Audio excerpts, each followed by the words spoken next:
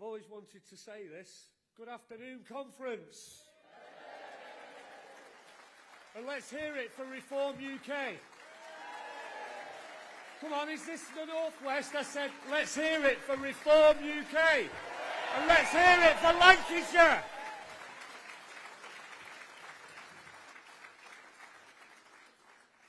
My name is Mark Butcher, and I'm a proud member of Reform UK. Ladies and gentlemen, distinguished guests, and champions of change, get ready for an electrifying moment as we welcome a true trailblazer to the stage. It's my absolute honour to introduce Zia Yusuf from Reform UK, an individual whose passion for innovation and for reform is nothing short of inspiring. Zia has been at the forefront of advocating for bold ideas and for challenging the status quo, and to pave the way for a brighter future. His relentless pursuit of justice and progress will resonate with many, making him a vital voice in the conversations about the future of our nation and Reform UK.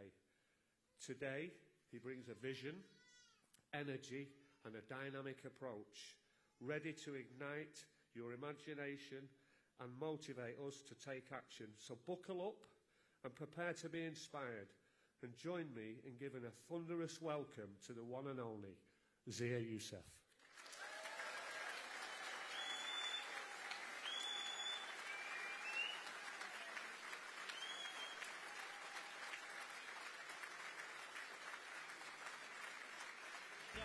And write the next chapter in the great British story. Nigel Farage has asked me to serve as chairman of Reform UK. It is my honour to accept. I will bring all my energy, all my passion to ensure we achieve.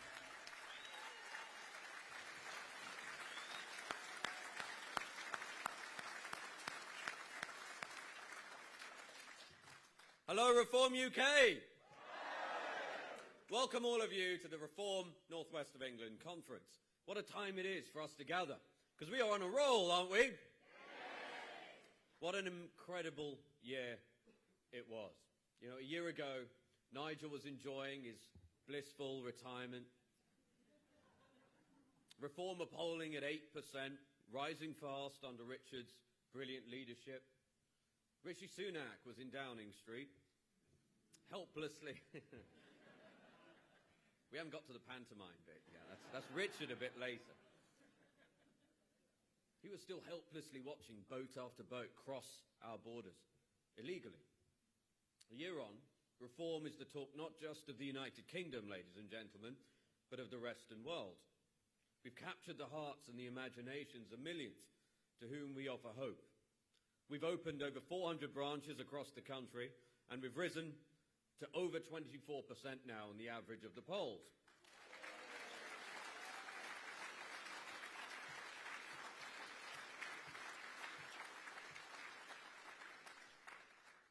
And here's my favourite bit about where we are now in this country.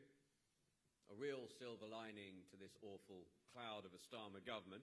Ladies and gentlemen, a gentleman named Nigel Farage is now the bookmaker's favourite to be the next Prime Minister of the United Kingdom.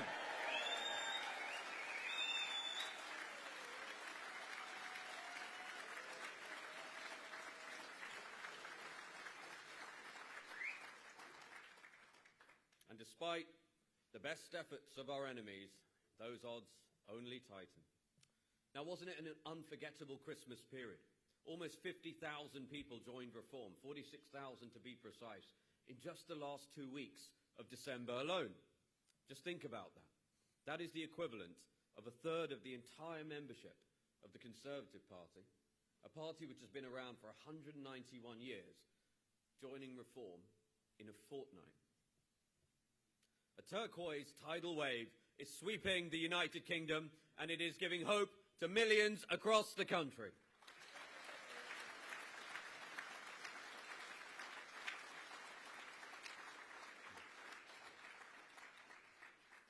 So much so that the two old parties have already gotten together and launched their emergency countermeasures. What are those? Well, they're going to cancel elections, of course. They're going to deny millions of people across England their democratic right to boot out the awful councillors that have failed them for years. Now, if anyone has any doubt about why they're doing this, the councils that have requested to delay contact with their electorate are Tory-controlled and, of course, where reform support is strongest. Labour wrote to the Tory councils and effectively asked them, would you like to keep your seats a little bit longer? What do you think they said? Now, lo and behold, the turkeys voted with great enthusiasm to delay Christmas.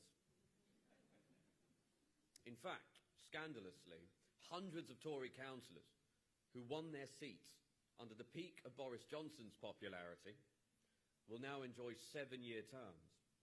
I'm afraid Britain is starting to look like a banana republic.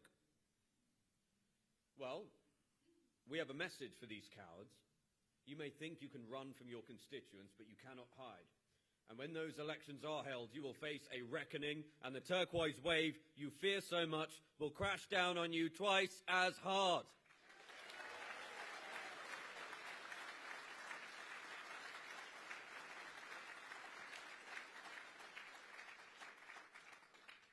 But look, we're gathered here knowing deep in our hearts that the country we love is in trouble. We live in a country in which somehow, despite spending £54 billion a year on defence, the number of military-age males that has entered the United Kingdom illegally via small boats now exceeds the total available soldiers to the British Army.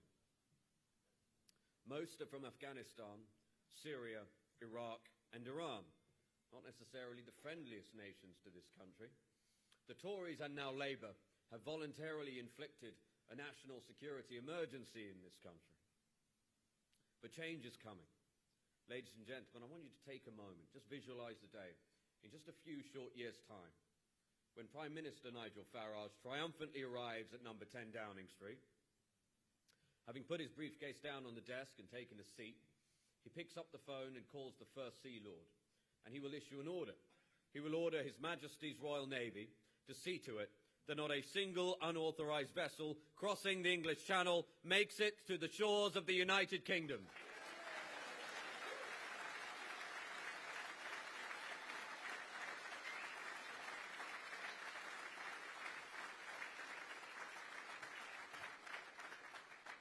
Now, I'm well aware that the procedure is to go via the Minister of Defence, but I think Nigel should make that call himself, don't you? So look, the Royal Navy will embark on a humanitarian mission to pick up those attempting this incredibly hazardous journey, ensuring no one is harmed and taking them back to France for their own safety. We'll leave the ECHR. We will replace it with a British Bill of Rights.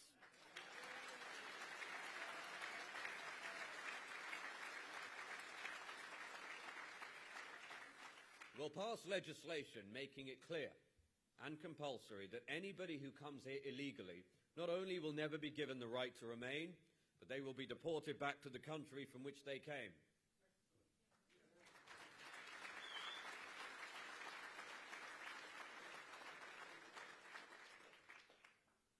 This is the most tolerant country in the world, but if your first act upon coming to this country is to break British laws, instead of being given free accommodation and phones, you'll be removed promptly and efficiently.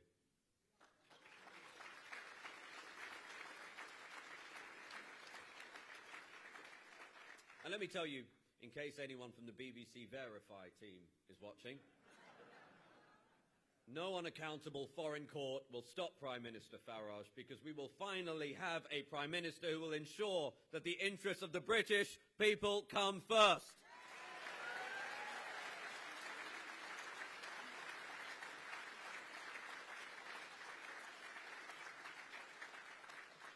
Now, a reform government will also do something that Labour have refused to do unanimously. The MPs from Labour refused to do it. And the Tories, despite the noise they make now, disingenuously, failed to do in their 14 years in government. We will ensure a full, national independent inquiry into the despicable crimes of the rape gangs that have terrorised young girls in this country for decades.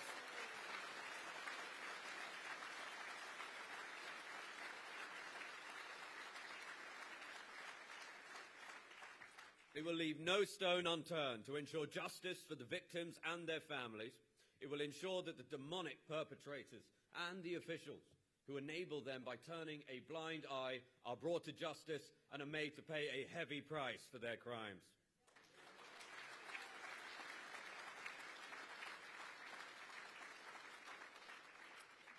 We're going to do the things necessary to heal this country because reform are the only ones who can.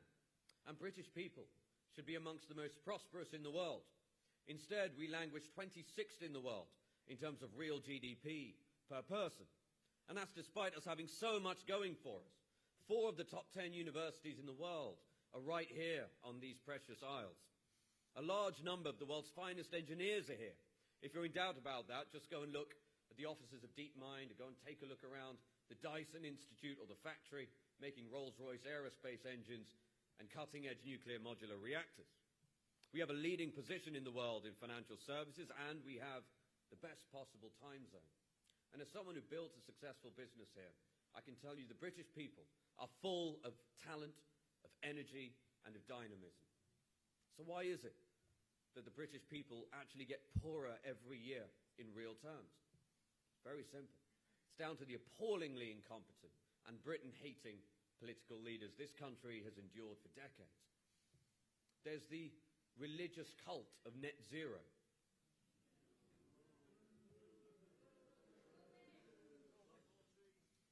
An appalling theft of hard-working British people's jobs and money. To do what? To fund the growth of China and India and the egos of champagne socialists.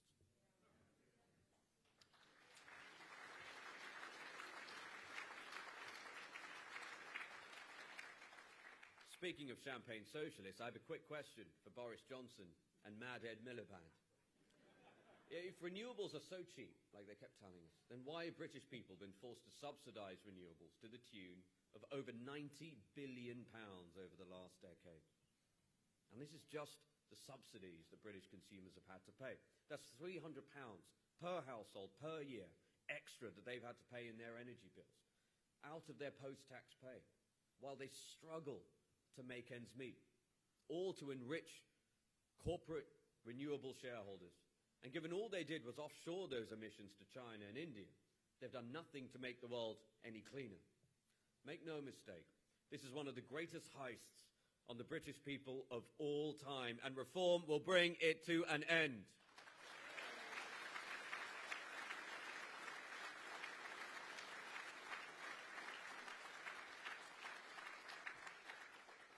And, Rachel Reeves is currently in China, you may have seen.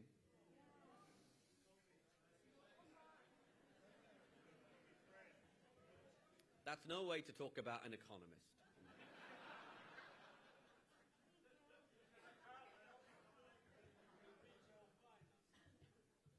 Well, she actually worked in the complaints department at Halifax, which will probably come as good training for where she is now.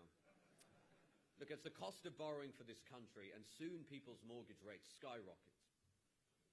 After that horrific budget, it's actually not a surprise that she's fled to the warm embrace of the Chinese Communist Party. Apparently she's keen for ideas to grow. Well, Ms. Reeves, let me tell you, while the Tories and Labour obsess about net zero, do you know what the Chinese are doing?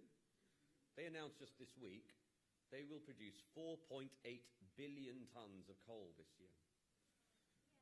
I don't think they're going to tell you this, Ms. Reeves, but they can barely produce enough coal to power the plants that manufacture all the wind turbines and solar panels that your Mad Ed Miliband is buying from them. They must laugh so hard. Now then there's the bureaucratic state, which has ballooned to an insane size. 500,000 people are now employed in the civil service, many of whom get to work from home, all being paid on your dime. In fact, Britain now employs a larger percentage of its population in the civil service than communist China. And perhaps that's why Rachel Reeves has gone out there to ask them how to reduce the size of our state. In the last 7 years, the burden of the civil service on the taxpayers rocketed by 50% to £15 billion. And now in the age of AI, with competent leadership, there's no reason that couldn't be cut in half and still deliver a vastly superior service to the British people. But the problem with the bureaucratic state is much more pernicious than that. They act as a suffocating parasite, feasting on the dynamism and hard work of the British people. We have far too many regulations, far too many regulators, and nowhere near enough builders. That's why we will demolish the unelected, unaccountable quangos and unleash the tidal wave of potential in the British people.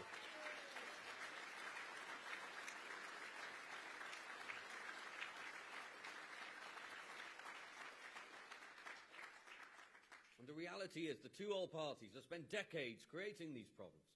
Labour, Conservative, it's made no difference. And that's why reform is necessary. This is why reform has broken through with such a breathless pace, because in reform, British people see a real alternative. They see history being made in real time, ladies and gentlemen. The stranglehold that the two old parties have had on the politics of this country for a century is finally being broken.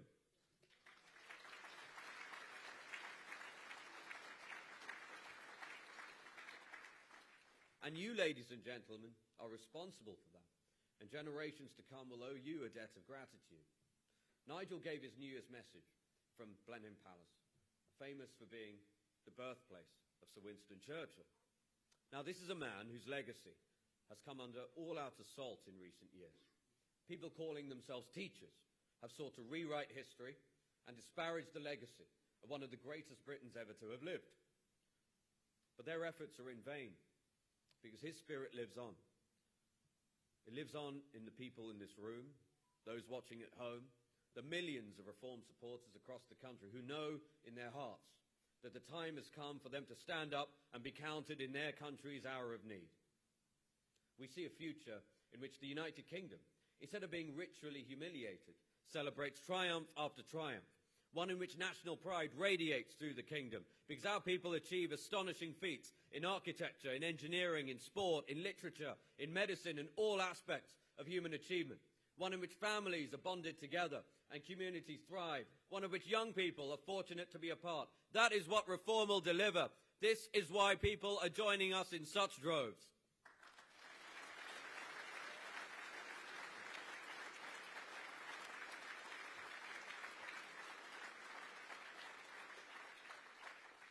Now, we're almost at the 6-month anniversary of when Nigel asked me to become chairman of the party. And I'm proud of what we've achieved together.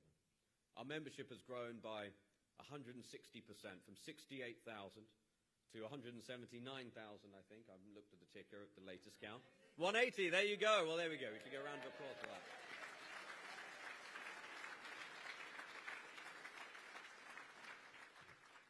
I can barely keep up. We've gone from no branches to over 400 branches across the country. We've gone from 14% of the vote share in the election, an incredible achievement for a start-up insurgent party, just 7 months ago, to 24% in the average of the polls. In fact, ladies and gentlemen, the latest poll on Friday this week has Reform UK leading a national opinion poll for the first time.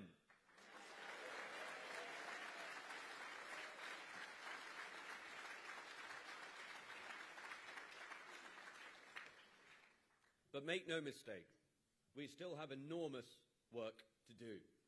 And that's why we need your help. We need people like you to step up. We need your courage. We need your imagination. We need your energy. We need you to stand for us as candidates. In fact, you'll have seen in the lobby there are members of our team and reform councillors with whom you can discuss becoming a candidate and what it's like. But we'll also need you to volunteer, to knock on doors, and to campaign for reform. Will you do that for us?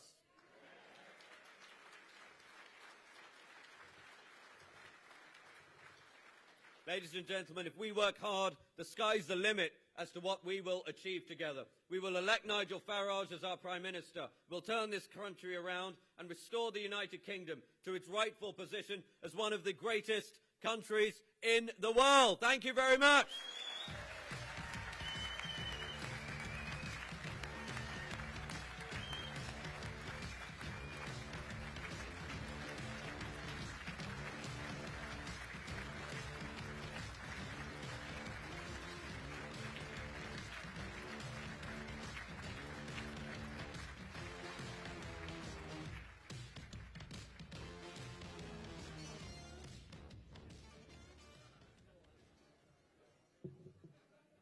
Okay, it's all very exciting, isn't it?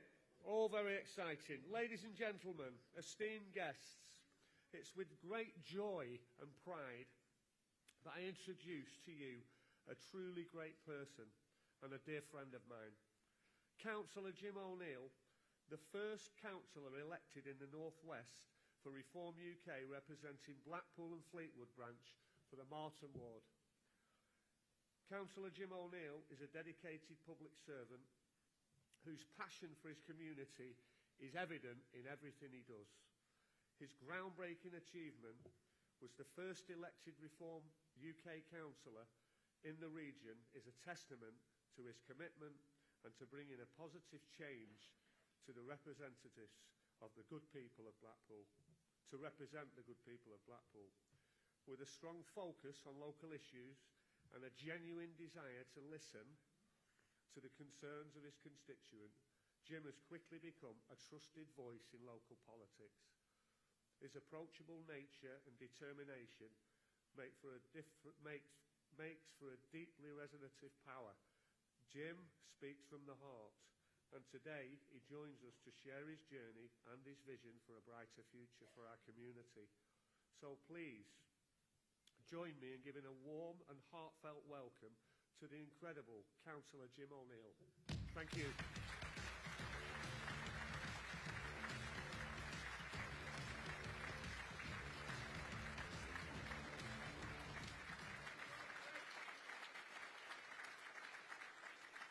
Good afternoon, Chester.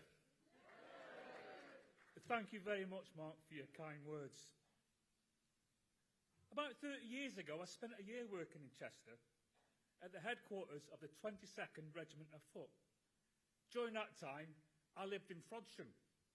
Frodsham was a much safer place back in those days. I don't remember being allegedly assaulted by any, let's say, raging MPs. So, my name, as you said, is Jim O'Neill. That name might sound familiar to some because I share it with a gentleman called Baron Jim O'Neill of Gatley. He is a famous economist. Now imagine the confusion if I'd have spent a couple of years working in the Halifax Customer Complaints Call Centre and I'd have joined the Labour Party. Maybe there'd be two famous economists called Jim O'Neill. But no, I'm Cllr Jim O'Neill of the once very proud town of Blackpool. And we're going to take that back too.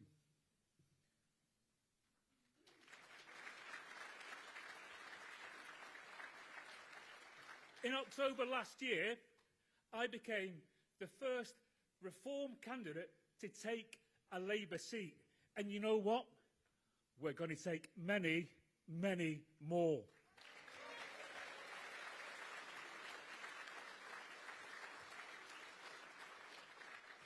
After a full career, I left the army in 2014 and had absolutely no interest in politics until Jeremy Corbyn became leader of the Labour Party.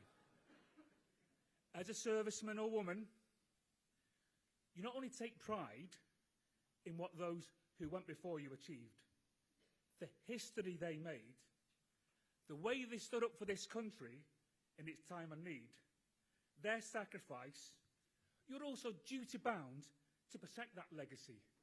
I was terrified that Corbyn would deliver some form of twisted dystopia where we became the bad guys. Then came the Brexit referendum. 2/3 of the people in Blackpool voted leave. Our elected representatives did nothing but obfuscate and try to frustrate that process. If democracy is not about enacting the will of the people, what is democracy supposed to be?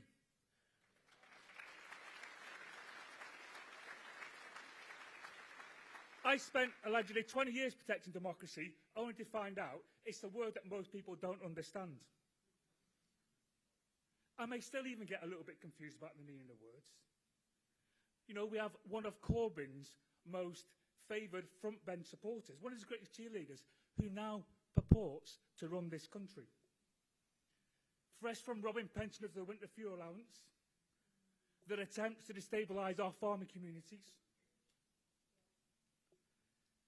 And now we're seeing, or also denying us, what would be an inquiry into one of probably this country's worst scandal ever. They're denying us the right for an inquiry into that. They're now attempting, or he's now attempting, to hold democracy in this country hostage.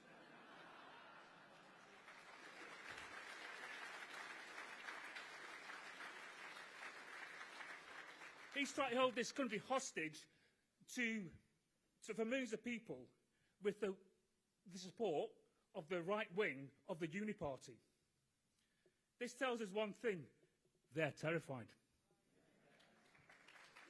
They are absolutely terrified. The days of voting for the least worst of the two wings of that Uni Party are over. No longer can the Labour Party absolve themselves of any responsibility by saying, well, the Tories are worse. Those days are gone. Those days are gone. It's only the legacy media which continue to drive this narrative.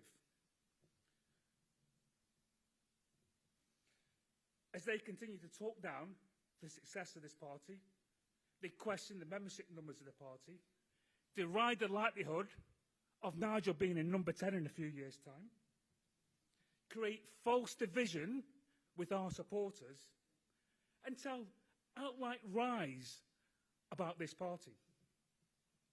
The road to number 10 doesn't start when the general election is called. The road to number 10 starts here, and it starts now. And it starts with everyone in this audience.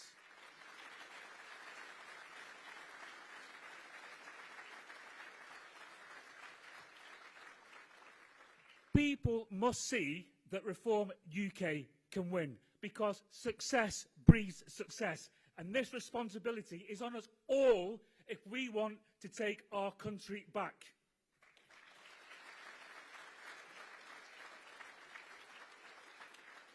We can keep telling the people of this country that Britain needs reform until we're turquoise in the face.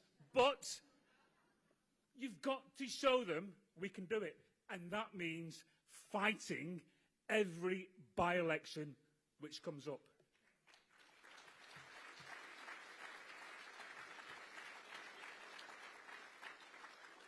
Within our Blackpool and Fleetwood branch, we've had great success. We've fought 3 by-elections, and we've won 2.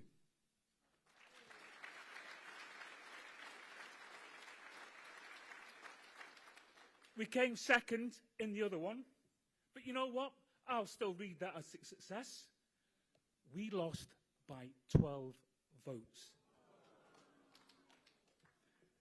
12 votes. Now, this is where we have to support everybody. You need to be organised to get ready to go and fight every election. And the thing is, don't just look into your own area. Look left and look right of you. You need to look at your neighbouring branches and get out there and support it. Even if you can only give an hour, you could probably knock half a dozen doors in an hour. That could make all the difference. I said we lost by 12 votes. If one other person had come along, spent an hour with us, that could have been the difference. So we need to get out there and support each other. We are a family at Reform, and we all need to bond together, and we will take this country back.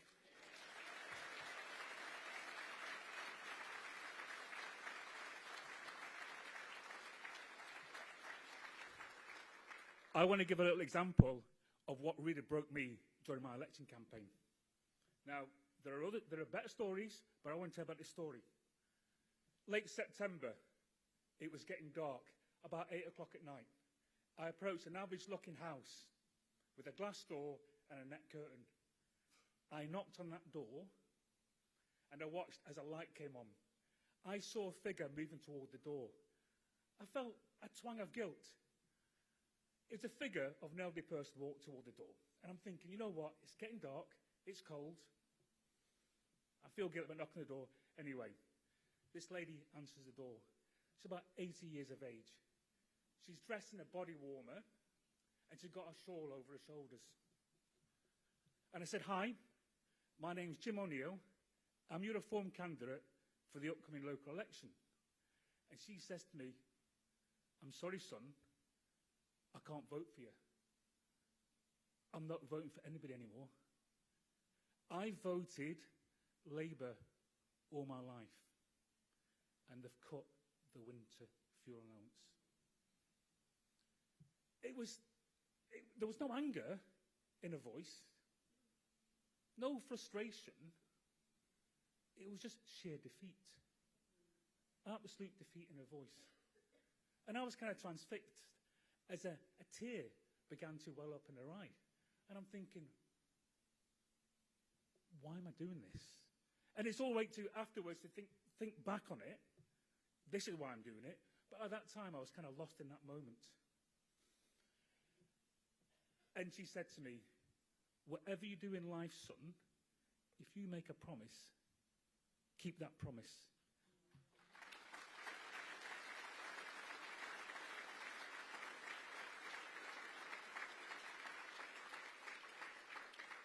She then quietly shut the door, and I watched the figure disappear down the corridor until the light went off. And I still stood there. So many different emotions running through, but you know what? It gave me that resolve to carry on. Because that lady felt disenfranchised. That lady felt her vote no longer mattered. And if I've been protecting democracy for 20 years, and I see a lady like that who feels it doesn't matter, something is wrong. This country is broken.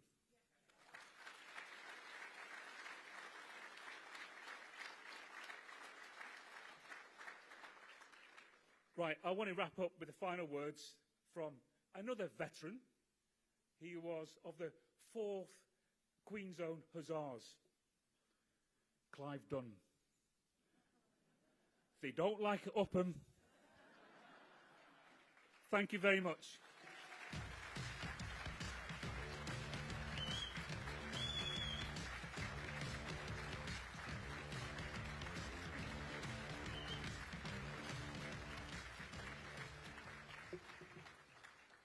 Fantastic, Jim O'Neill. Thank you, Jim. Ladies and gentlemen, he stood in Makersfield in the general election and got Reform's 6th largest vote share with 12,803 votes.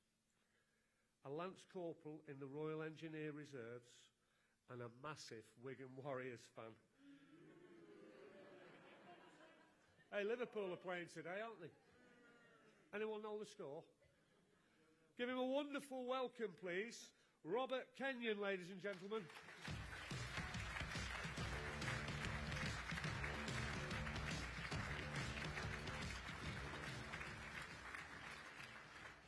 Thank you, everybody. Good afternoon, conference. Hey, it's been cold this week, hasn't it? So cold that even Rachel Reeves was spotted with her hands in her own pockets.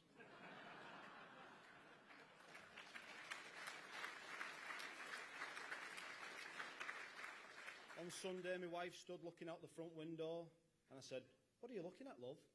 She said, "I'm just looking at all the snowflakes." Well, I thought Labour were out canvassing. Keir Starmer's Labour, when they're not freezing pensioners, or grabbing freebies, or releasing sausages, they're attacking farmers. But I think they're really missing a trick with the farmers. I think they could really help them out if they wanted to. All they need to do is drape a load of plastic bags across that front bench. Every time one of them spoke, it'd keep Britain's farmers in horse manure for years.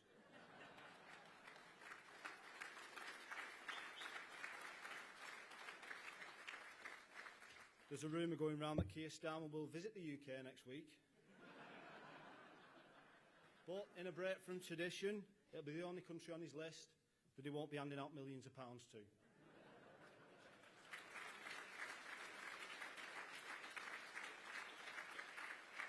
Sorry if I keep doing this. I think I'm releasing me in a Liam Gallagher-y. I think I'm going to get that microphone a little bit further up. But all jokes aside, hello, I'm Robert Kenyon. I stood in Makerfield, which is half of Wigan if anyone doesn't know. And me and my team came second, and we got almost 32% of the vote share.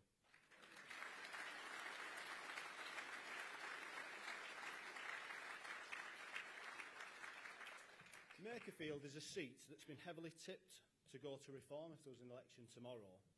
Electoral calculus has us winning by a slim majority.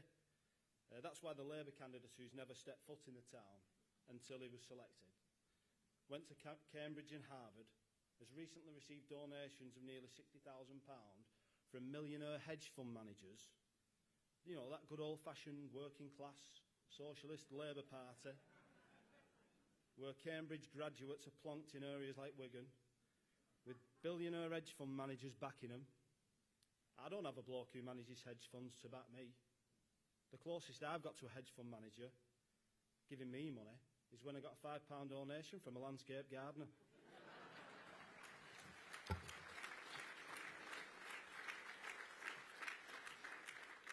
But this goes to show we've got Labour petrified.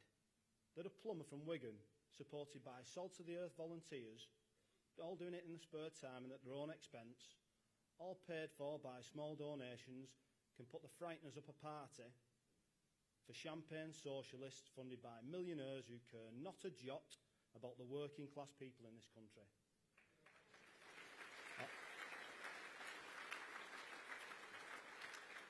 I'll just climb down off my soapbox for a minute while I tell you a little bit about me. I'm a gas engineer, a husband and father. I've been an army reservist for the past 5 years, and I'm a patriot.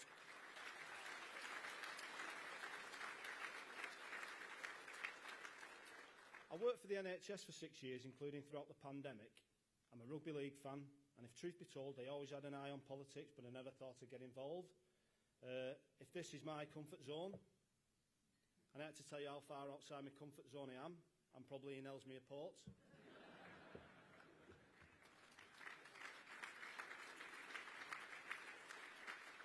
But what made me stand for election was probably two things.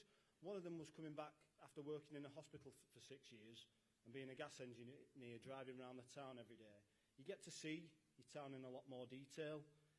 And I saw people openly taking drugs, boarded up shops, the downward spiral of the northwest as a whole, and a huge demographic change that went with it. Having hundreds of undocumented fighting age males dumped in our towns and villages, and then being allowed to walk around our towns and villages freely, despite being illegal immigrants. In my opinion, they should be detained until deportation.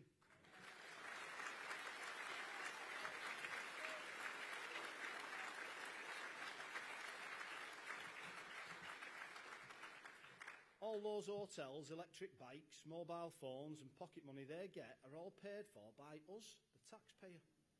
That tax we pay should be spent on us instead.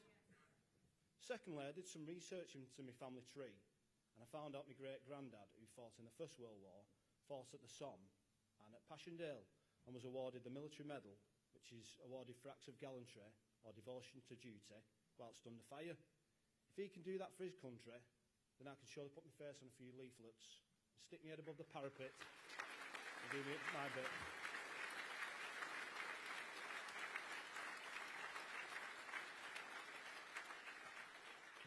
I also got involved in politics because I'm sick of their sheer incompetence and, in my opinion, malevolent leadership under the Uni-Party that have run this country into the ground since 1997 and turbocharged even worse this last few years.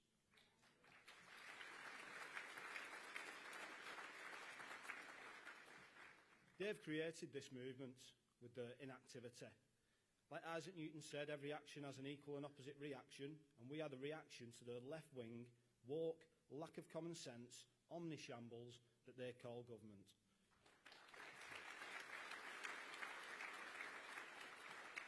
I'll tell you a bit about why we're here. Family, community and country, the lifeblood of our nation. These aren't just slogans, they are the principles that guide us at Reform UK, and the values that define us as people. Family is where everything begins. It's where we learn love, responsibility and sacrifice. Families are the backbone of this nation, when families thrive, Britain thrives. But today, families are under constant pressure. They face rising costs, crumbling public services and a system that seems designed to work against them. The establishment parties talk endlessly about progress, but the policies make it harder for families to own homes, raise children and build a secure future. At Reform, we say families matter.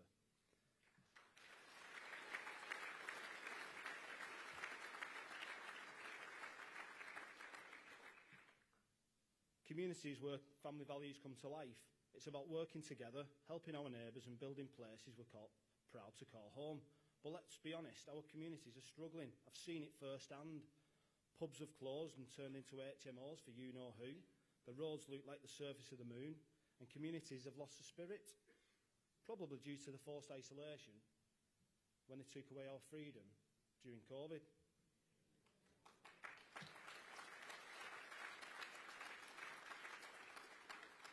At Reform UK, we're committed to rebuilding our communities, not with empty promises, but with real action. And let me be clear, a strong community means safe streets.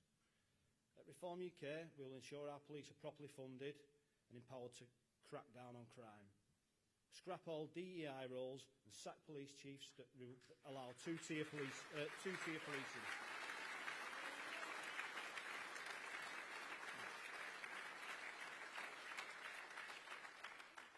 And then there's our country, our shared home. Britain isn't just a line on a map. It's the land our ancestors fought and died for.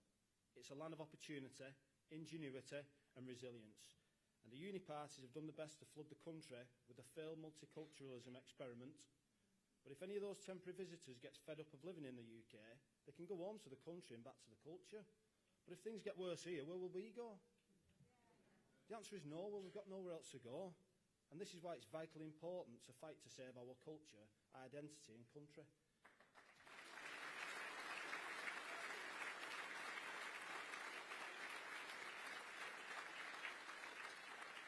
A strong country starts with strong leadership.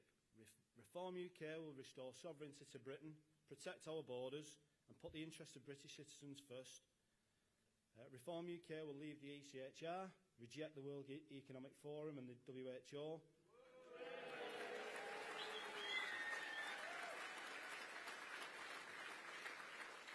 We will replace the Equalities Act and scrap DEI rules and promote British culture, identity and values.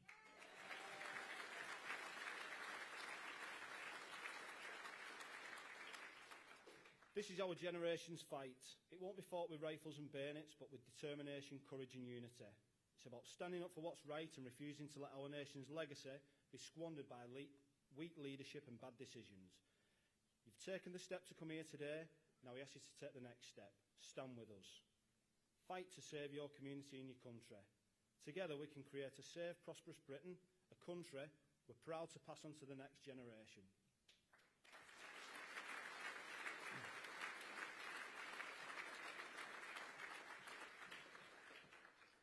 Hope is not a course of action.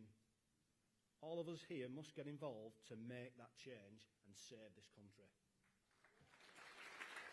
So rise up, stand tall and take your place in this fight, because Britain's future won't be written from the sidelines. It will be forged by patriots like you, who dare to act, who dare to lead and who dare to believe in the greatness of our nation. Thank you.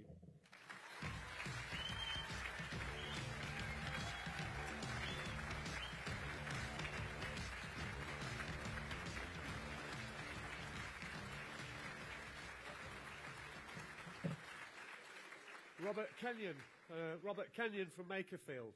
Great lad. Thank you, Robert. Okay. How are we doing so far, folks? All right, so please join me in welcoming a truly exceptional leader, the chairman of the Penrith and Solway branch, and the Cumbrian regional manager, Matthew James Moody, with an impressive 30-year career spanning international corporations and entrepreneurial successes, and a community leader. Matthew's journey exemplifies dedication, innovation and impact. He took the decision in 2021 to uproot and move to Cumbria and lead the charge in Penrith and Solway, and spearheaded their election campaign and reshaped the political landscape in Cumbria. He delivered a 16% of the vote and knocked out the sitting Tory MP.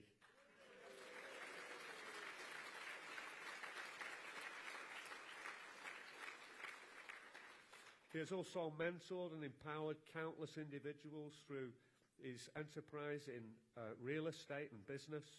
He's a beacon of inspiration and determination for many. Ladies and gentlemen, give us a warm and enthusiastic round of applause for Matthew James Moody.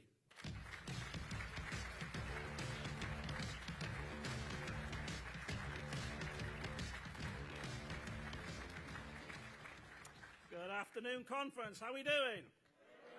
Excellent. It's an absolute privilege to stand before you today as a representative of Cumbria. Now, we all know Cumbria for breathtaking landscapes, for amazing hard-working communities, and a rich heritage. Yet behind that is a growing crisis that I wish to talk to you about today, and that is the housing crisis that faces our country.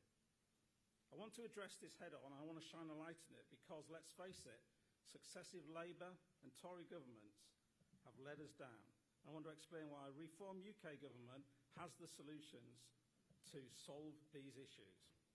The housing crisis that we have today did not appear overnight. Successive governments have failed us again and again and again. These parties have promised to tackle the housing crisis, yet house prices are soaring. First-time buyers are priced out of the market and families are trapped in substandard accommodation. It is a question of supply and demand.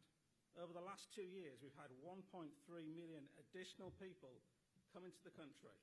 Yet how many homes have we built? 425,000. The Office of National Statistics are forecasting that our population will grow by 7 million between now and 2036, placing huge unbearable pressures on our housing market. And why do these pressures exist? Mass immigration and quick fixes that Labour and Tory governments have created over time. We have planning regulations that are overly complicated. We have driving costs slowing down development instead of addressing these issues. They throw in taxpayer money at things such as Help to Buy, which, well-intentioned, are not solving the issues and are further inflating house prices. Let's talk about the UK taxpayer. Everyone here, me, you, we're all subsidising the big house building companies who are making billions in profit whilst delivering, frankly, overpriced, poor-quality homes. These developers are making insane profits, gaming the land, hoarding thousands of acres, and building at a pace that maximises their profit and not delivering urgent demand for affordable accommodation throughout our great nation. Now, when Help to Buy was introduced, a well-meaning scheme, new build house prices went up by 51%, while house builder profits soared to over £1 billion annually, often contributing more than 50% of their total profits. A House of Lords report stated we were going to spend £29 billion of taxpayers' money to allow 350,000 people to essentially buy overpriced, inflated properties. Good value for money? Don't think so. And what do we get for our money? We get new builds, and they're often riddled with lots of issues. Poor insulation, flimsy walls, designs that lack any character, and don't even get me started about the complete lack of energy-saving measures in most of these properties. Both Labour and Tories have failed to address these issues, and they've let this deterioration in quality come again and again and again, failing to hold developers accountable. Meanwhile, young families and first-time buyers are priced out of the market, left with substandard accommodation and crushing mortgages. And in the case of Help to Buy equity loans, many people may end up owing the government substantially more than they first borrowed, so effectively playing with people's finances. Now, until we faced the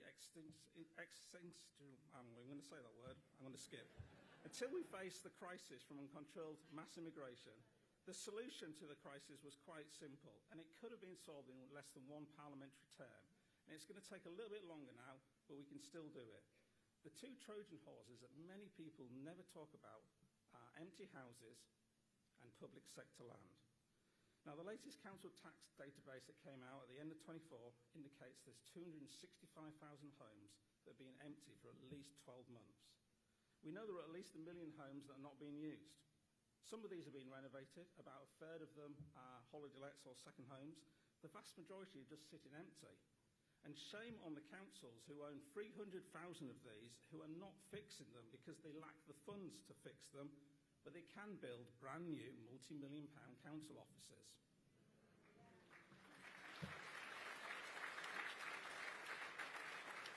Now, by law, every council must have an empty homes office and a clear strategy for bringing them back into use. But the fact is, there is no accountability, there's no accessibility, and there is no clear national strategy. So you'd be forgiven for thinking it's not working. But let's also look at public sector land. Public sector land is a huge issue.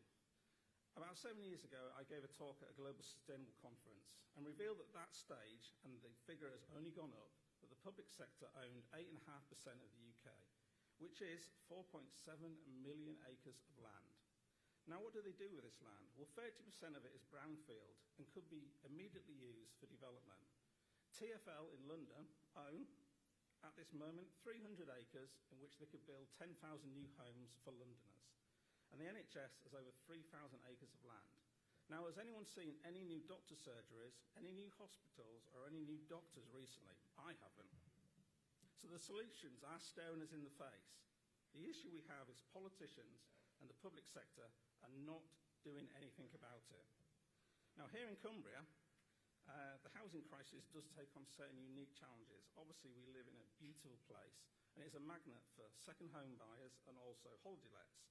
Now, this does boost tourism, but at the same time, it puts first-time buyers and our local population, some of those housing out of reach. Young people are being forced to leave the area or travel on a bus for 20 or 30 miles, and the bus service in Cumbria is not the best, I can tell you that, in search of affordable housing so they can keep on working.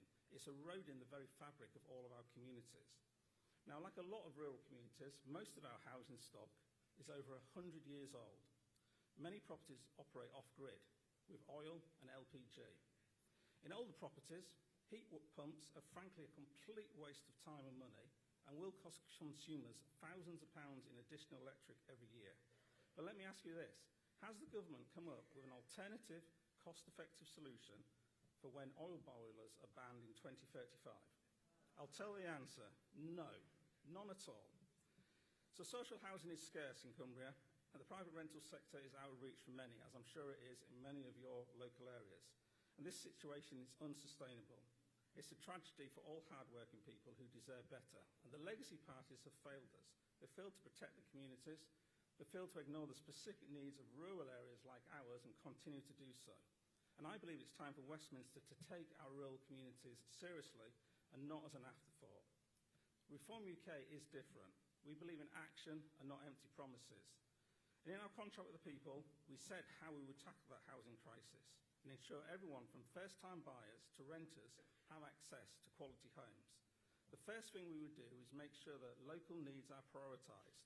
So if you have a local strong connection to the area, you will get access to social housing first.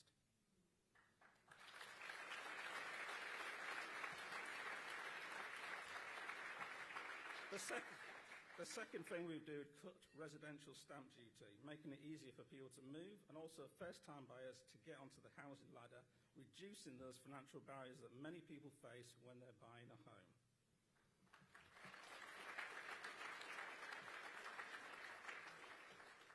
The third thing we would do is introduce targeted housing support for veterans, recognising their service and ensuring that they have priority to social housing and assistance in entering the housing market, not being left homeless on our streets.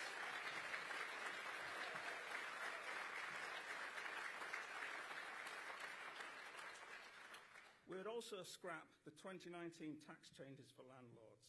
This has effectively discouraged landlords from renting properties. It's decreased the availability in the rental market, which is why rents have gone back up. We'll also abolish the Renters Reform Bill because there's already, frankly, too much legislation that does not work. But we will focus on fair policies that protect both tenants and landlords without driving up the rental costs.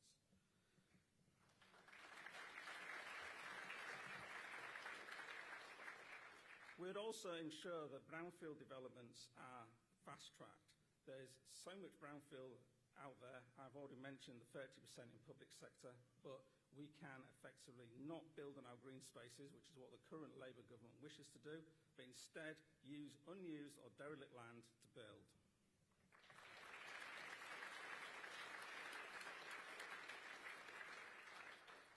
Ladies and gentlemen, the housing crisis is not an unsolvable problem. What it requires is leadership, it requires vision and the political will to make bold decisions. Countless governments, Labour, Tories, even the Lib Dems when they're in power, have shown time and time again that they're not up to the task. They have failed Cumbria, they have failed your local area, and they have failed the UK.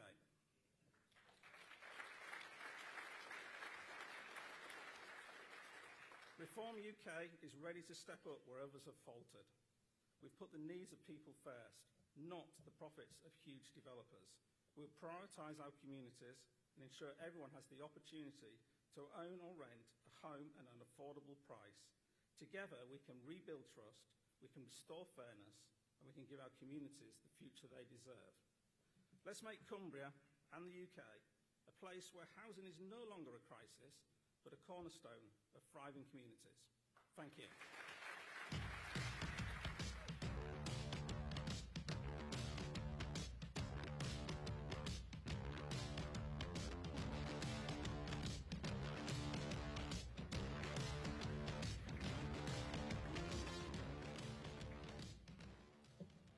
Matthew James Moody, Penrith and Solway. That was fantastic, Matthew. Thank you very much. Okay, Nick Goulding. He served for 30 years in the army, both in the regular army and the TAs. He retired as a lieutenant colonel following his final tour in Baghdad as head of media operations. In civilian life, he pursued a career lobbying on behalf of small businesses, and he worked the corridors of Westminster, Whitehall and Brussels, seeking influence to affect regulations for small businesses. He's moved to Cheshire and he's been here for 30 years. He's got family roots across the county, including a great uncle who was killed in the Somme as a brigadier, leading his troops to the front. Nick has owned and ran a taxi firm in Northwich for the last 15 years, and he's been a Conservative councillor, don't be too hard on him, a branch chairman and constituency policy chairman as well. He stood for the Brexit Party in 2019, and then as a Reform candidate for Police and Crime Commissioner in Cheshire in 2020. He's been very busy. And currently he stands as the chairman for Crewe and Nantwich branch. Please, friends, give him a wonderful, rapturous applause. Please, Nick Goulding.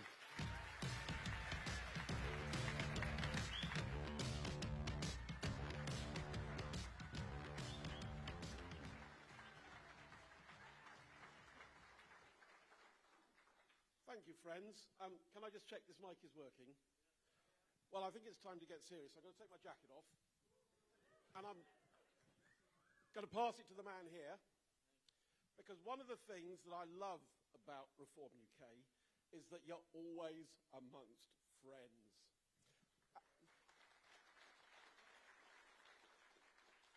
The people here are the bedrock of our society. They come from all parts of society, from rich to poor, from old to young, but the thing that unites them is they want the best for our country.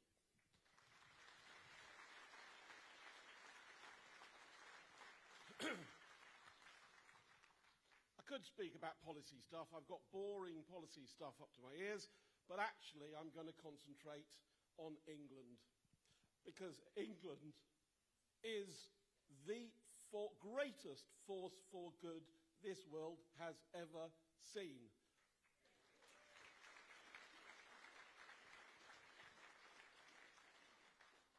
The Industrial Revolution drove prosperity across the world.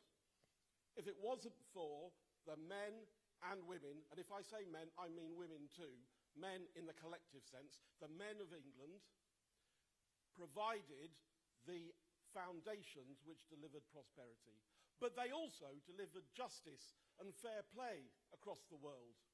The reason that slavery isn't such a thing now is precisely because the British decided to stamp it out and spent, through the 19th century, large amounts of taxpayers' money and no small number of lives to stop the iniquitous slave trade.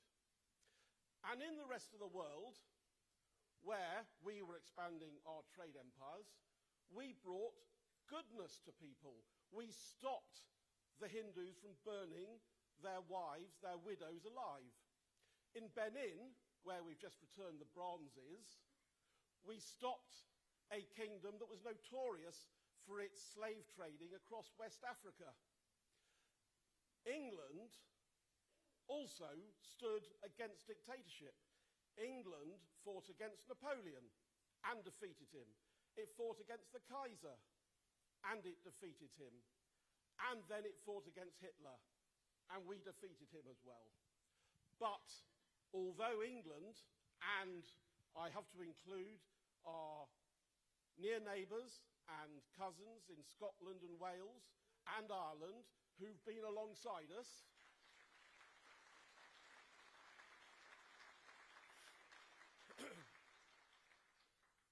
have finally had the foot on their head, not from foreign dictators, but from our own dictators. It's our own treacherous class that have been running the two main parties that have reduced the once proud, independent and free nation to one that is subject to all sorts of completely bonkers rules and regulations.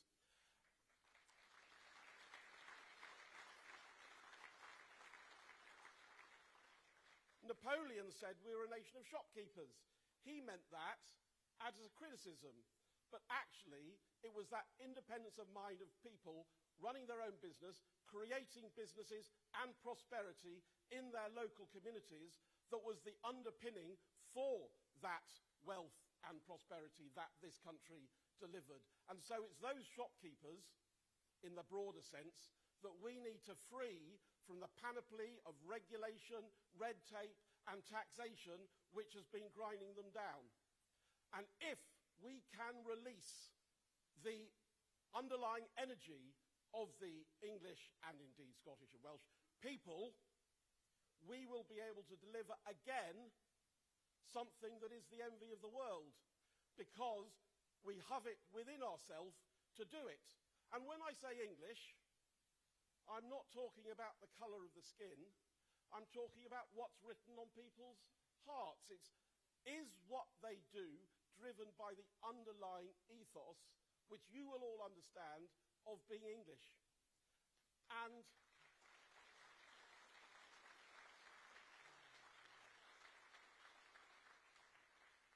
if you come from, shall we say, India, or you come from Hong Kong, but you're living and contributing here, and in fact, when you see how you act, how you behave, and how you relate to the other people in the country, if on that you can see written England, we know that you are belonging with us. You are one of us. So it's not a colour thing. It's a will they keep to our culture and deliver the same values that we treasure and have held true to.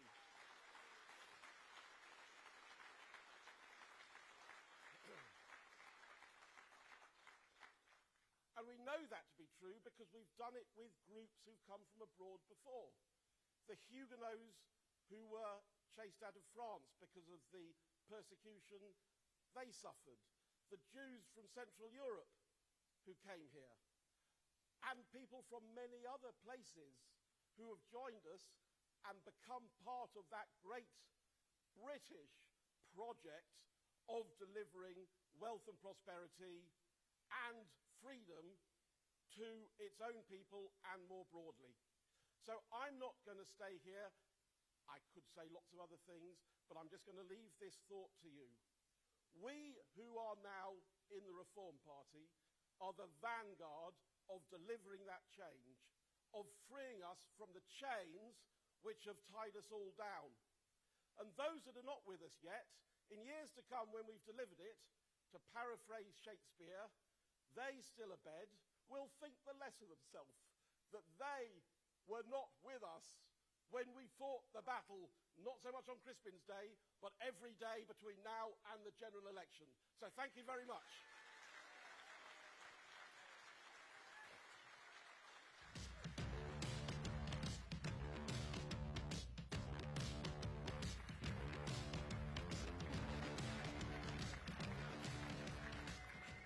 Right, okay, folks, we're going to have a 20-minute break.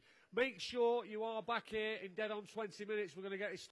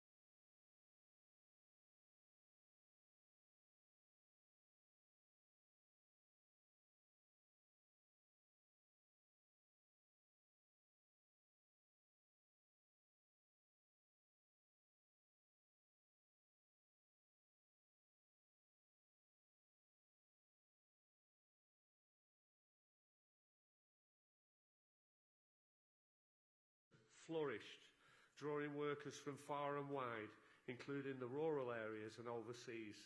They all came here seeking an opportunity for prosperity. Now, our county has been at the forefront of engineering and manufacturing, home of innovation in machinery, transportation, and even chemicals.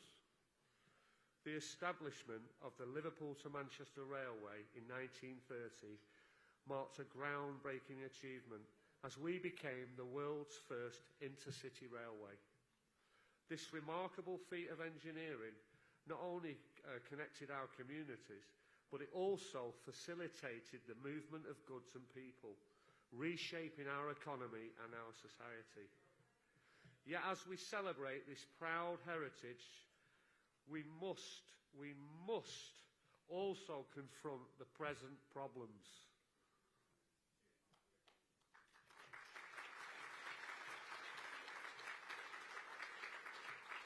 We offer a fresh perspective and a commitment to serving people, something that's become increasingly rare in this political climate. While the Conservatives and Labour Party often find themselves mired in traditional politics, engaging in endless debates and political manoeuvring, we at Reform UK focus on the solutions to prioritise the needs of our communities.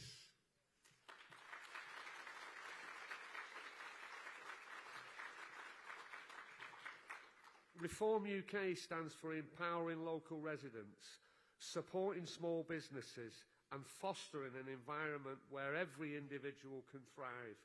We believe in putting the people of Lancashire first because you deserve so much better than the status quo of the uni-party nonsense.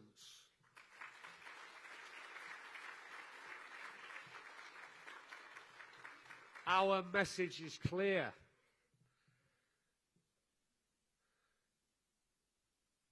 We are here to serve people, and it's not the other way round. The politicians have got lost. We, the people, know more than they do. They've lost their way completely. Reform UK has successfully launched over 400 branches now across the UK, creating a network of supporters and camaraderie that's truly inspiring.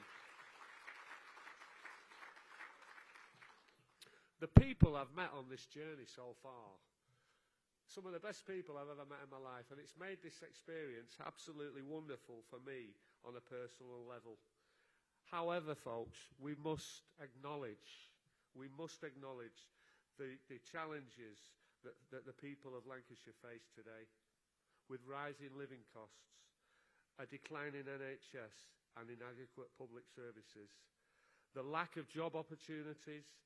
These are the pressing issues that can no longer be ignored.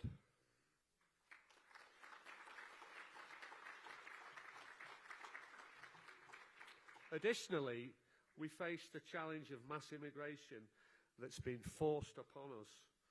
This is altering the very fabric of our communities, and we're just watching it happen. But I stand here today with a hopeful message that change is possible. If we rally around our branches, engage in our communities and fight for our values, we can take back control of our local councils and government.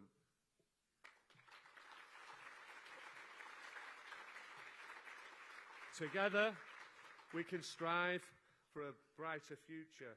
It's crucial that we mobilise our efforts to unite our voices and work collaboratively to address the pressing challenges. I invite you all to become an integral part of this movement.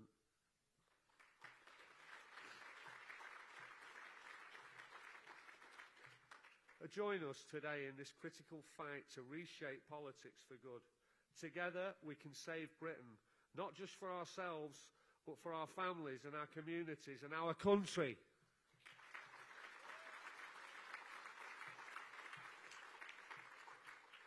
Your voices, they matter, and your involvement is vital to our success. It's time to take action. It really is. It's time to stand up for what we believe in. It's time to advocate for a future that we all deserve.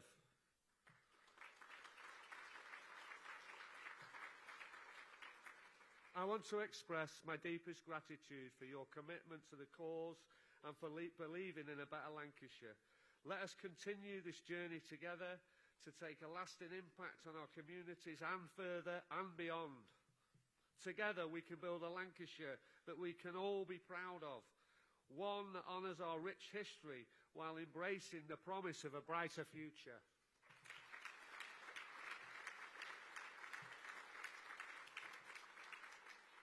Thank you, Conference, for your time, for your passion and your dedication at this important mission.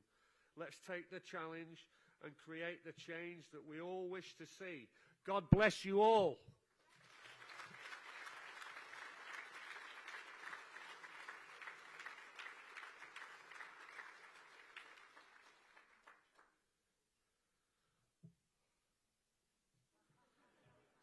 I can't even believe I'm up here, me.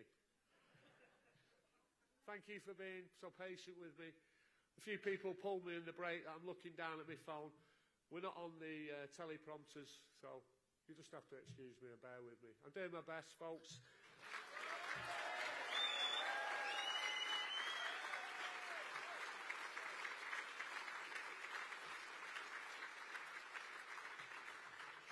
All the hairs on the back of my neck are stood up on end, honestly. This is just wonderful. Thank you. God bless you all. Ladies and gentlemen, it is with great excitement that I'd like to introduce to you all a rising star in the world of journalism and political commentary. Matt Goodwin. Wait a minute. Whoa, whoa, whoa, whoa, whoa. He's a prominent political commentator and pollster. He's a fresh voice on GB News. Matt has quickly made a name for himself and he's rise through the ranks in GB News, and he's engaging perspectives on issues that matter the most to the most of us. These are the people we need to voice our voices.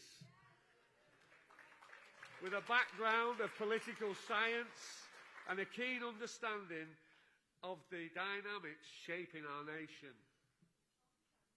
Matt brings clarity and depth to conversations that we all need to have. His ability to connect with his audiences, with his thought-provoking thoughts, and established himself as a trusted voice in the media landscape. Today, he joins us with his insightful observations of the current political climate, offering a fresh perspective and challenges on controversial issues. So please, join me in giving a warm welcome to the dynamic and thought-provoking Professor Matt Goodwin.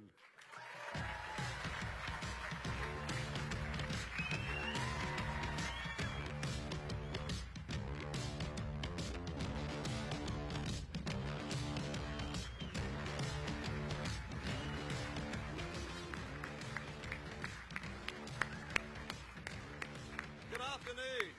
Good afternoon. Happy New Year, everybody. What a week in British politics. For the first time in British political history, Nigel Farage and this movement are #1 in the national opinion polls. It's a big moment. It's a big moment. Backstage, they just told me we now have 180,000 Reform Party members.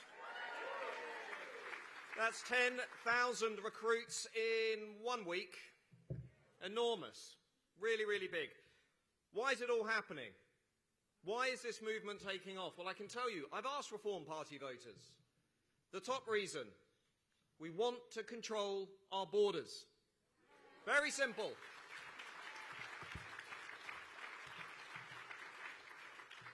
The number of small boat crossings are up 25% on last year. It's costing the taxpayer at least £5.4 billion every year. 5.4 billion. We just took winter fuel payments off British pensioners to save 1.5 billion, and we're spanking 5.5 billion on a crisis that our leaders refuse to fix. It's outrageous. Absolutely outrageous.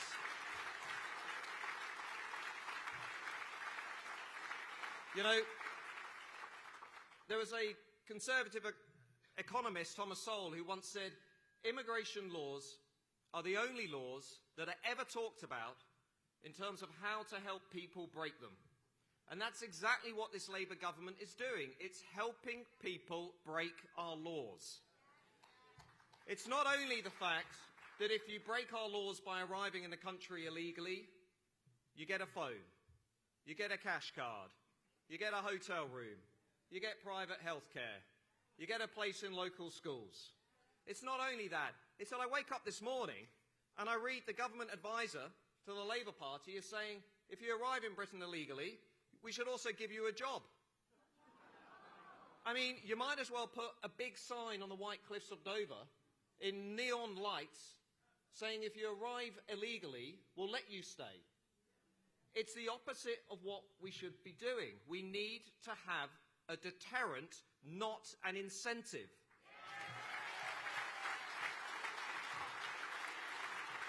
Crackers. And I'm watching, Labour are actually gaslighting this country because what they're saying to you is, well, we're returning more people than ever before.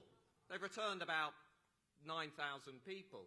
But what they're doing behind the scenes is they're approving 2/3 of all asylum applications from people already in the country. So they're letting tens of thousands stay while trying to convince you that they're doing more than anybody else to remove illegal migrants. What we need to do is very simple. To everybody who says, well, reform doesn't have a plan or nobody can fix this crisis, I say wrong. It's very clear what we need to do. We need to leave the European Convention on Human Rights. That's number one. That's number one. We need to reform or repeal the Human Rights Act. Number two. And we need an active deterrent that makes it clear if you come here illegally, you're not staying here. That simple. Not difficult. Not difficult. And the second reason people are voting reform is to lower the overall level of legal migration in this country, which is also completely out of control. It's absolutely bonkers. Net migration into this country is now nearly 1 million, and contrary to what Boris Johnson and the Tories said, Kemi Badenoch included, and they've lied to this country as well.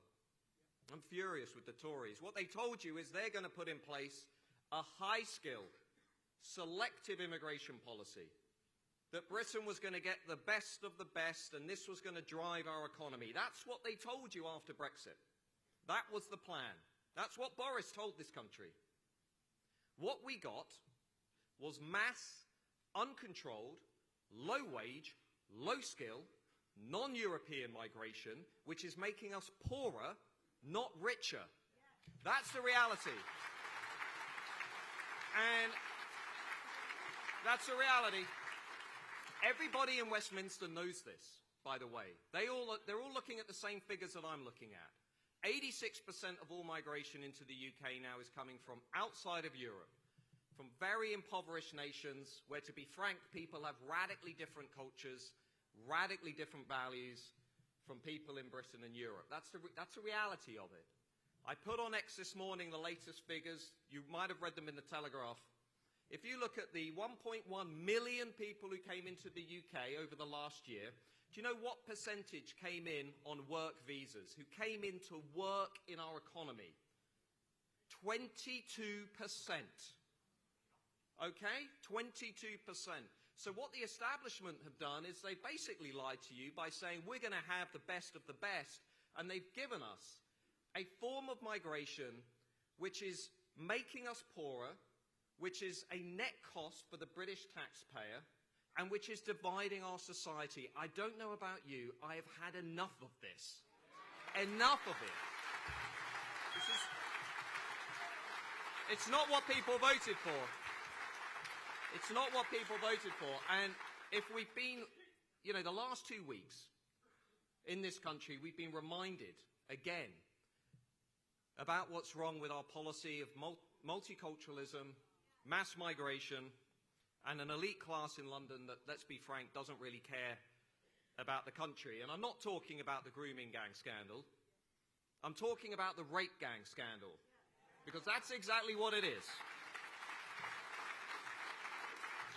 And, you know, there are millions of people in this country and around the world who have been looking at Britain, asking themselves the same question. After thousands, maybe a million, says Cllr Labour MP, after countless numbers of young white working class girls were raped, abused and harassed by Pakistani Muslim gangs, millions of people are asking themselves the same question, from Elon Musk to Jordan Peterson to Nigel Farage. How the hell did any civilized society allow this to happen? And it's not just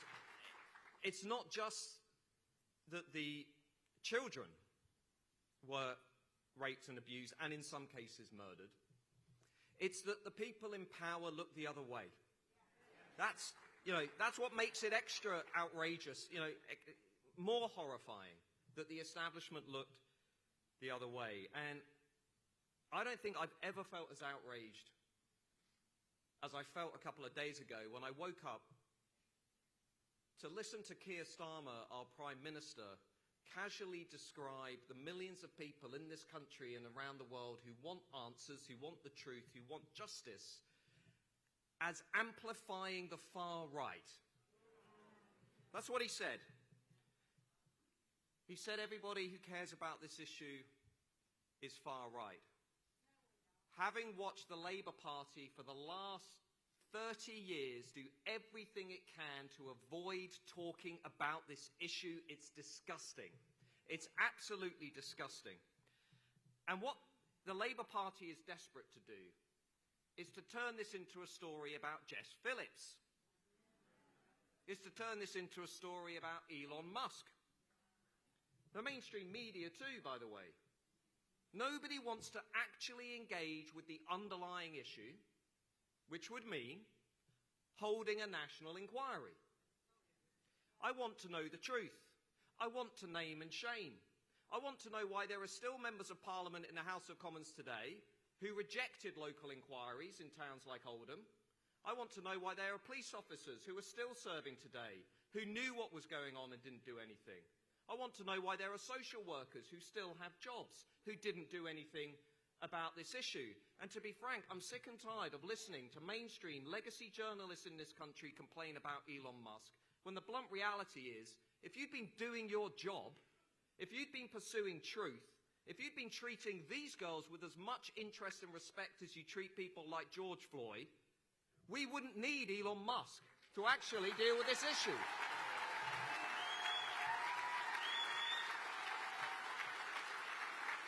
It's outrageous.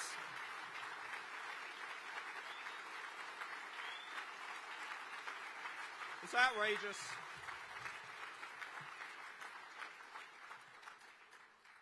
Because we know the names George Floyd and Stephen Lawrence, but we don't know the names Lucy Lowe. We don't know the name Charlene Downs. We don't know the names Victoria Agoglia. They were murdered by Pakistani Muslim rape gangs, and nobody in Westminster seems to give a toss. I don't just want a national inquiry. I want, as the Reform Party said in its manifesto in July, if you're a dual national in this country and you rape our kids, I want you thrown out of our country.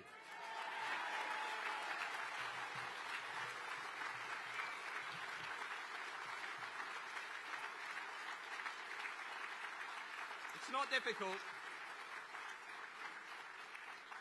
And Keir Starmer and Jess Phillips and Yvette Cooper, they'll tell you, so will legacy media, that everything that I'm saying is part of a fringe minority. But I've seen the polling. YouGov 2 days ago. I put it on X. 76% of people in this country want a national inquiry into the rape gang scandal, and 77% say what I just said. Let's deport these guys out of the country. 77%, more than 3/4. So Keir Starmer, if you're watching, if you're listening, we're not the fringe minority, you're the fringe minority.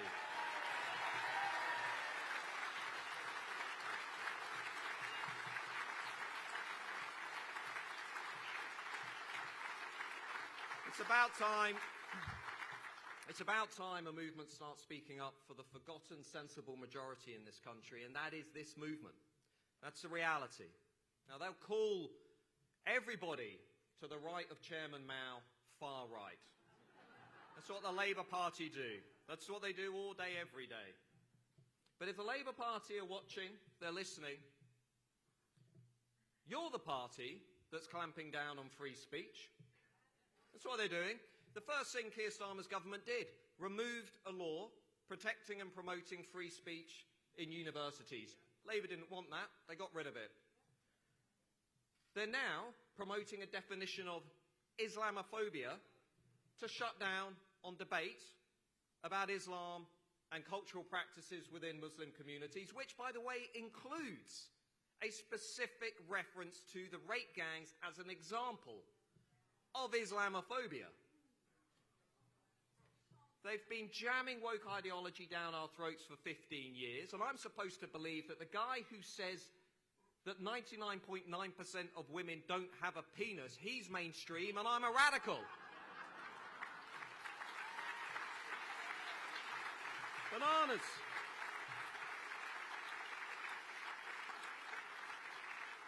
And the bit that gets me more than anything is watching Labour MPs complain about foreign interference in British elections and British politics by Elon Musk. From the party that was sending activists to America to campaign for Kamala Harris. Gets better.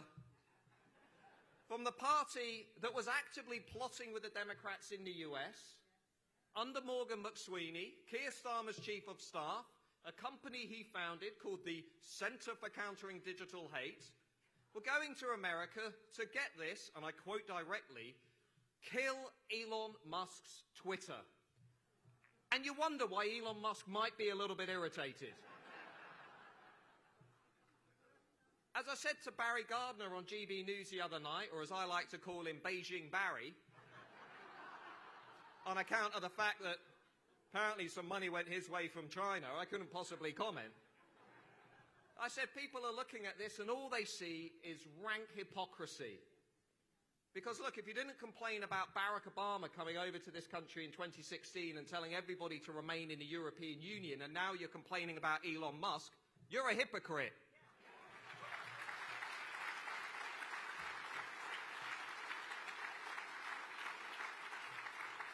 And sorry, while I'm here, if you're complaining about foreign billionaires and you're nodding approvingly as Keir Starmer has meetings with Larry Fink and Bill Gates, you're a hypocrite.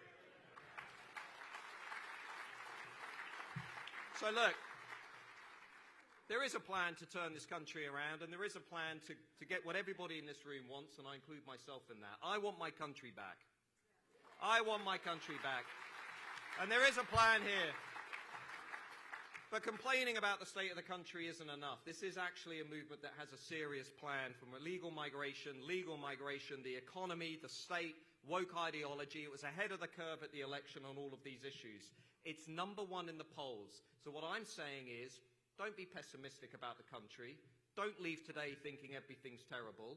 Think you're part of a movement that's number one in the polls. Your job is to leave today and tell everybody in your world, friends, family, relatives, enemies, haters, Facebook friends, to come join the People's Army. Thank you very much.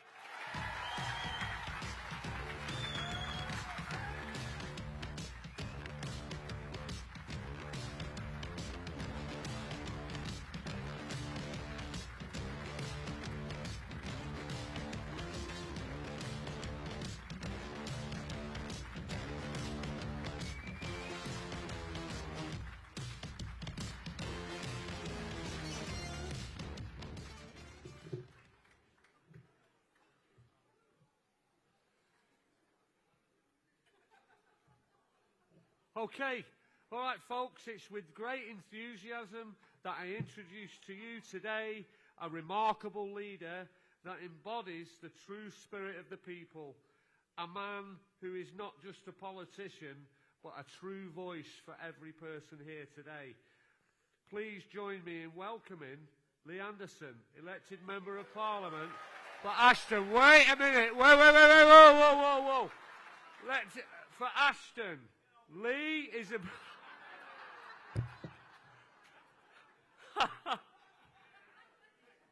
I'm trying. All right, Lee. A man who's not just a politician, a true voice of the people. Please join me in welcoming this amazing man, Lee Anderson. Lee is a brilliant, down-to-earth individual who resonates deeply with all of us.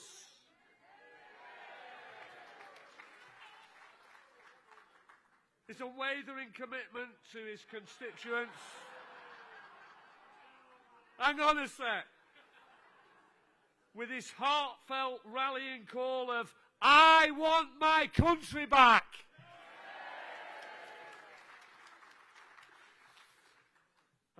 Lee has captured the sentiment of many of us. Please, ladies and gentlemen, give us a rapturous round of applause for the main man, Lee Anderson.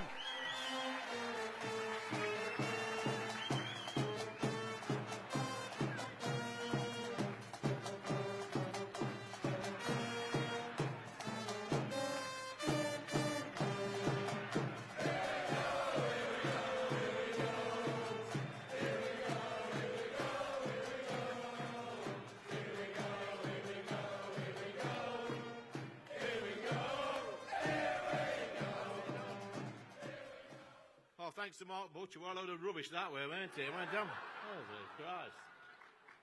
I've got a taxi booked, you know. Go on, clear off. Listen.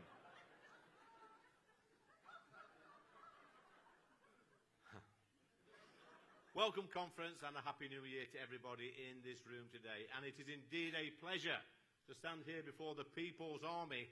And I know you've given up your Saturday afternoon to come in. Many of you have travelled miles. Some of you are staying over tonight in this hotel, so catch me later for a drink and a bit of food if you want to. But thank you from the bottom of my heart for coming here today.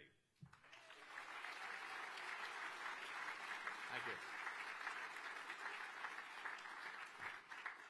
So we have got a fantastic new year to look forward to, and I have a New Year's resolution. I want to be on the honours list this year. What are you laughing at? Get out. Let's face it, all I've got to do is go back to Ashfield, the capital of common sense, which is where I was born and where I represent, and all I've got to do is increase crime. Yep. I've got to make sure our streets are unsafe. I've got to increase the amount of homelessness. I've got to steal money from motorists and call everybody a racist.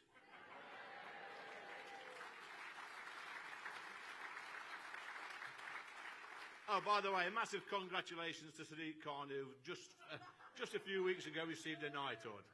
It's not linked. I'll have none of that language. I'll tell you that there. Look, as you know, the mayor and I are very close friends. In fact, Sadiq Khan is living proof that anything in politics is possible. It's true. But let's not be too harsh on the useless mayor of London, because it's because of him I'm probably here tonight in front of this fantastic People's Army. So thank you, Sir Sadiq. So last year, February time last year, I made a few comments about the useless mayor of London, which got me into trouble with the Conservative Party. As many of you will know, they took the whip away from me. And I was told by the people at the top that I got to apologise to Sadiq Khan, and I said, there's no way I am apologising to that man. He has ruined our capital city. It should be him that's apologising to the people of London. Yeah.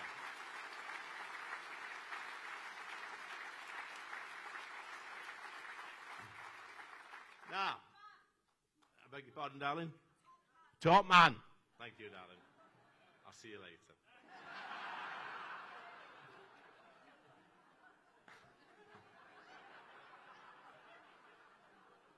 as soon as the Tory party, the leadership took the whip off me and took the side of Mayor Khan against me, I knew there was no way back for me. And I knew that Reform UK was my destiny, so I became Reform UK's first ever Member of Parliament, and you can clap for that.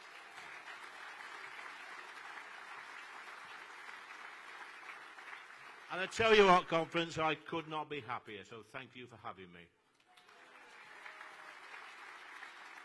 You know what, I never envisaged a career in politics.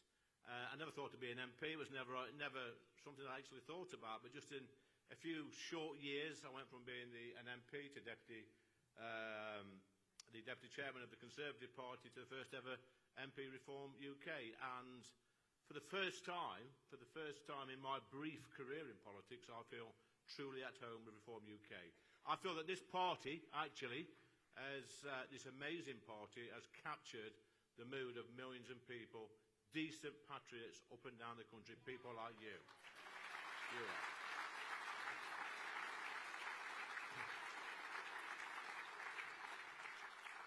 We are not far-right protesters, are we? We're just decent, hard-working British patriots who love our country and want to leave our country in a better state than when we arrived. That's it. There is conference. There is huge pressure on us 5 MPs. Millions of people up and down the country are looking to us, that they are depending on us to get our country back. Who wants the country back? Yeah. I want my country back. I love my country, and so does Reform UK, which is why we will never apologise for our history, our heritage, and our culture. Never. Never do that.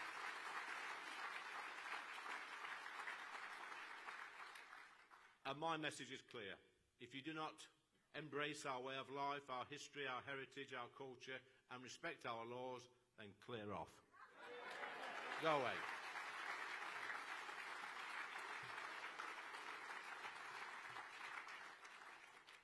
Parliament keeps trying to give our country away, and we must fight back. This useless, this pathetic Labour government wants to take more money from every single person in this room and give it to other countries or to people that arrive here illegally. It's wrong. Net zero. What a load of rubbish that is. Net zero will impact everyone, make us all poorer, and affect the poorest in the society the most. It's true. Our businesses have paid the highest electricity costs in the world. It's costing jobs, and businesses are closing down. It's madness. Meanwhile, China is leading the world in renewables and still opening coal-fired power stations. We're closing our coal-fired blast furnaces so we can no longer make virgin steel. It is utter madness. Yet this useless government, led by Mad Miliband, the lunatic, the net zero lunatic, he is quite happy for us to import steel goods made by fossil fuels from all around the world. The hypocrisy is absolutely staggering, and it will bankrupt our country unless we stop this madness.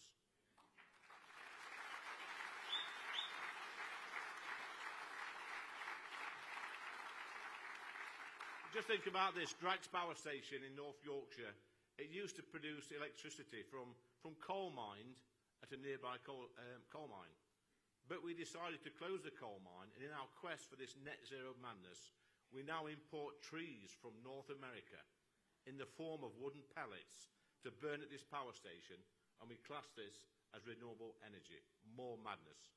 Bear in mind, these wooden pellets actually are transported over the Atlantic Ocean in diesel-guzzling cargo ships, transported through the UK by diesel trains. We are literally chopping down forests to cut carbon emissions. Yet at the same time, we are telling our children we must plant more trees.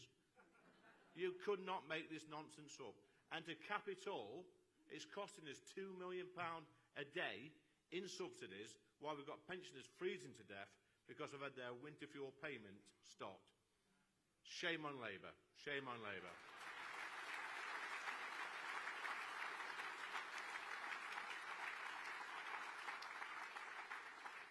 It gets worse, guys. Mad Miliband thinks it's a good idea to spend £8 billion on GB Energy. He also thinks it's a good idea to spend £11.6 billion on foreign climate aid. We at Reform UK say no to this nonsense. It must end. It's our money, and this money needs to be spent in our country on British people.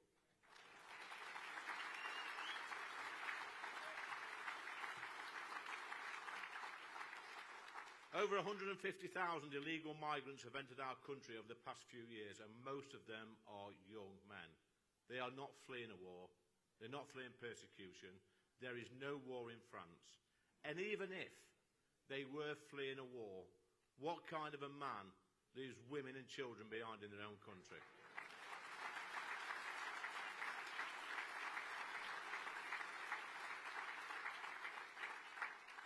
I do not want these illegal migrants in our country. Only Reform UK will end this madness. Take my word for it.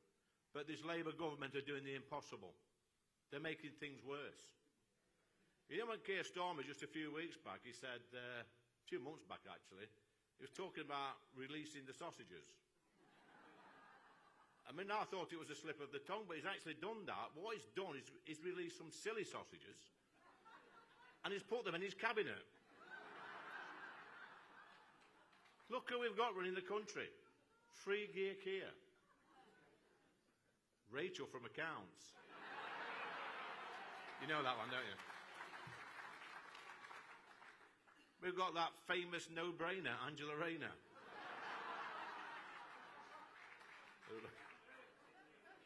Mad Miliband, the net zero fanatic. And let's not forget our very own mastermind, David Lammy.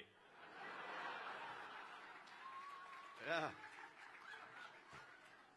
It's not meant to be funny, this, isn't it, you know? He's a proper charmer, isn't he? Like, listen, I hope nobody's filming this. But keep this one to yourselves. We've got over 6,000 villages in the United Kingdom. And if you took the village idiot from every village, right, and put them 6,000 village idiots into Tottenham, David Lammy would still be the village idiot. Yeah?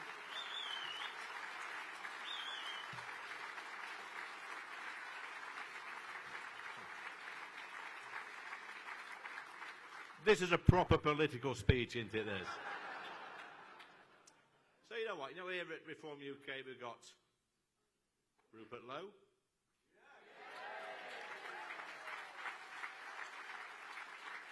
We have Richard Tice. We have Nigel Farage. These are successful businessmen and successful politicians. These are the men that should be running the country.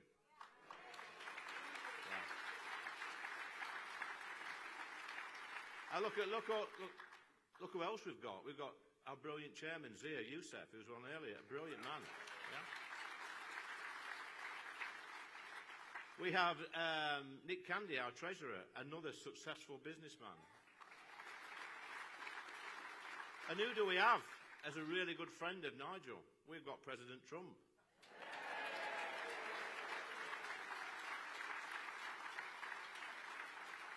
And who do Labour have for their mouthpieces? Carol Vorderman and David Lammy.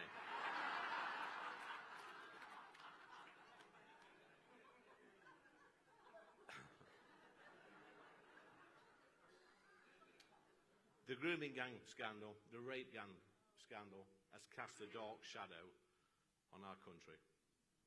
Thousands of young, vulnerable British white girls raped by Pakistani rape gangs, and the councils and police and politicians have turned a blind eye. And every single one of these people should be put behind bars.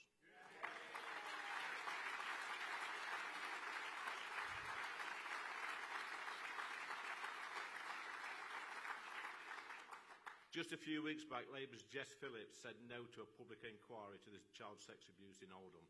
And you have to ask yourself, why? And I think everybody in this room knows the reason why. It's a cover-up. We know it is. It's the same reason the councils, the police, social services and politicians have turned a blind eye. They're scared. Think about it. Vulnerable young girls from broken homes abused by gangs of men, and Labour refused to have a public inquiry. They should hang their heads in shame.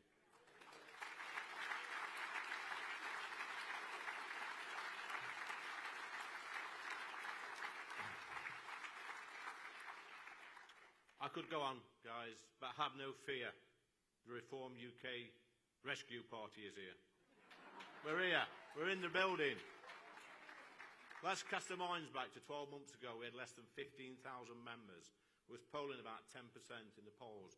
No money and no MPs. In just 12 months, we've completely turned it around.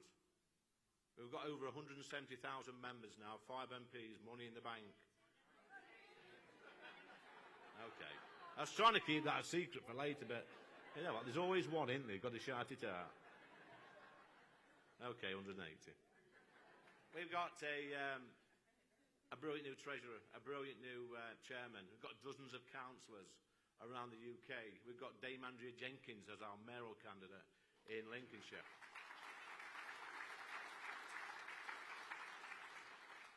And all that, guys, has been made possible because of you, the People's Army, so thank you from the bottom of our hearts. But as our movement grows, so does the opposition. The mainstream media hate us. But don't worry, we've got social media, and there is one social media, one media platform that does give us a fair hearing, and that's GB News.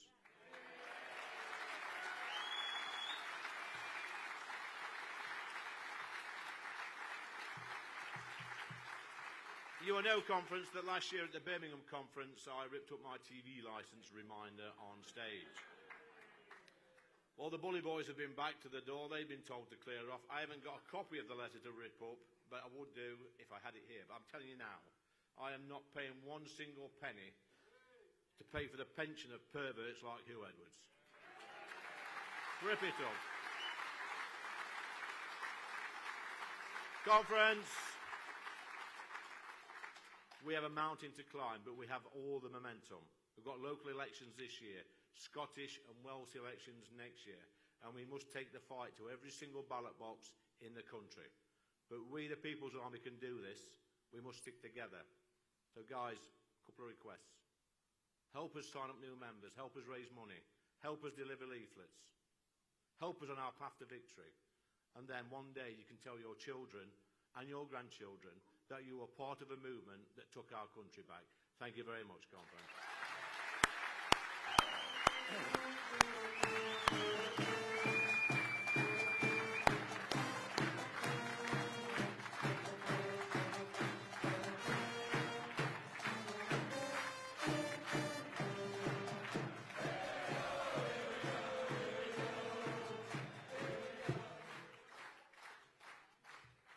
Fellow reformers, members, delegates, this afternoon as we gather here in the historical city of Chester in the Northwest Conference of Reform UK, we're going to hear from a real trailblazer, a steadfast deputy leader of the party who's shown unwavering dedication and resilience to face all the challenges in front of him.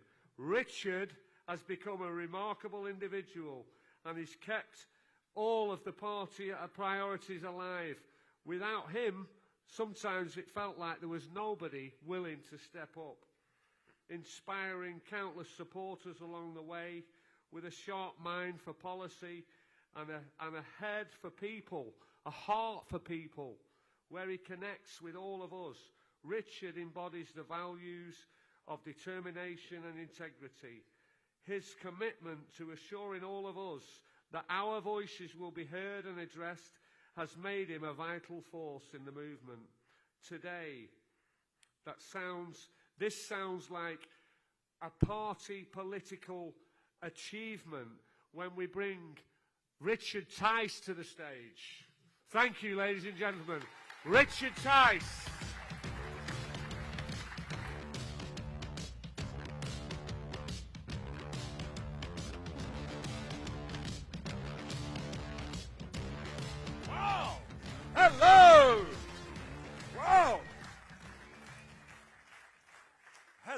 Hello, what an afternoon, what energy, what a crowd. Absolutely fantastic to see everybody. People have been saying some very nice things about me. I wonder if they got the right chap. It's lovely to be here in Chester for many reasons. First and most important of all, your good selves. Second, I feel close to my beloved Liverpool. And third, because when I was looking at the history of this great town, this extraordinary place, Chester, I was delighted to read that it was Chester, of course, that was the home of manufacturing lead shot for muskets in the Napoleonic Wars against our good friends, the French. But what a week, folks. I mean, here we are. It's not even the middle of January. And it's all gone completely pear-shaped for the Labour Party. The tragedy is, that means it's going pear-shaped for all of us. You couldn't make it up, could you? I mean, which crisis do we want? We've heard about the horrors, and we're going to hear more about the horrors of the child rape gangs. We've got a financial crisis in the bond markets in the City of London. I'll come to that later. And we've got an energy crisis across the UK. Unbelievable. And all of these things on Labour's watch. A year ago, I invented a new word. I was sort of trying to have a bit of a laugh. Starmageddon I came up with. I thought I was overdoing it. I was overcooking it. The problem is I wasn't. I was undercooking it. I mean, it's turned into a complete nightmare. We've got new words. We've got Reeves-ageddon. Do you remember that film? A Nightmare on Elm Street.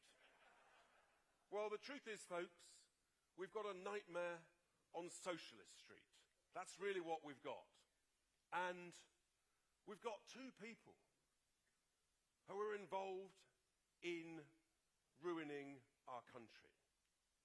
We've got a lady, and our good mate Lee, he said it right, didn't he? When he said, I think he was quite generous, actually. He said, Rachel from accounts. I think we might have a picture of our Rachel. It's like the image. It's like, I mean, we've got a nightmare on Rachel Street. There she is with her scythe. She's cutting our jobs. She's cutting our investments. She's destroying our economy. With her blunder budget, she's in the process of crashing our economy. Confidence is down. Investment is down. Jobs are down. It's unbelievable what this woman is doing. Which is why I actually think she is truly the most dangerous woman to the British economy today. It's unbelievable. And where is she? When she was called for an urgent question on, where are we, Saturday? On Thursday, well, she wasn't there. She was on her way to China. What the hell is she going over there for? I better keep it clean, folks. I mean, honestly, you know, I did say to her deputy, I said, you do realise the last 2 months' economic figures, that actually they're negative. September and October, the growth figures are actually negative and getting worse. He had no idea. He's still banging on thinking everything's fine. Completely clueless, these people. They are a serious danger to our wealth. Now, there's our Rachel. But if you think she's bad, I mean, Lee just sort of touched on the next gentleman. Crikey. Oh. I mean, I actually had to leave the chamber when he was speaking once because my blood pressure was about to boil over. I mean, this man, Redhead, Mad Miliband, we call him, he is completely obsessed, absolutely obsessed in making us poorer. Here we are. It's mid-January. It's funny, folks, it's normally quite cold in January. You know, it happens. Now, you thought you were coming to a political conference, but I need a bit of audience participation. I want to check you're on your toes. So we're actually going to transition to a language lesson. Now, hands up, folks. Who speaks German? Hands up. Crikey, we're not a nation of linguists, are we? Sprechen Sie Deutsch? The answer is nein. But I'm going to teach you one word. And this word is very important. I want you to learn how to say it and tell all your mates down the pub. I'll give you a clue. Dunkelflaut. Now, we're going to practice. After 3, 2, 1, you're all going to say Dunkelflaut. 3, 2, 1, Dunkelflaut. Now, you might say, what on earth does that mean? I'll tell you what it means. It means there's no wind, there's no sun, it's low cloud, and it's cold. And guess what that means, folks? It means it's January. It means if you carpet your place with wind turbines and solar panels, and you think that's going to provide your electricity, you're in the doo-doo. You're properly in the doo-doo. What's wrong with a bit of good old-fashioned gas? We've got quite a lot of it in this country. Offshore, onshore. No. Mad Miliband. He doesn't want to use gas. He doesn't care about the old Dunkelflaut making us more. We literally nearly ran out of electricity on Wednesday. The price of electricity went up 5 times the average for the last year. As I speak, we're importing about 12% of all our electricity from our friends, the French, and others. Well, what if they need it? What if they've got a bit of a shortage? We don't look so smart. We look damn stupid when we've got our own energy treasure. And these nutters, absolutely obsessed with the gravest act of financial negligence ever imposed on a nation, net zero. I want to insert a swear word in the middle of it, but I'll get told off. Net zero is the greatest harm to our financial health in this country. And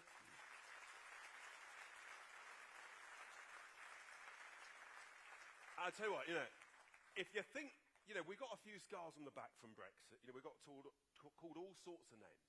Oh, but that's nothing compared to what they call us because we call out the nonsense on net zero. The good news is, folks, that after giving all that bad news, the good news is the worm is turning. I think people are waking up to this absolute insanity. We're one of only 7 countries around the world, I think, that have legislated for this madness. Thanks to the Tories.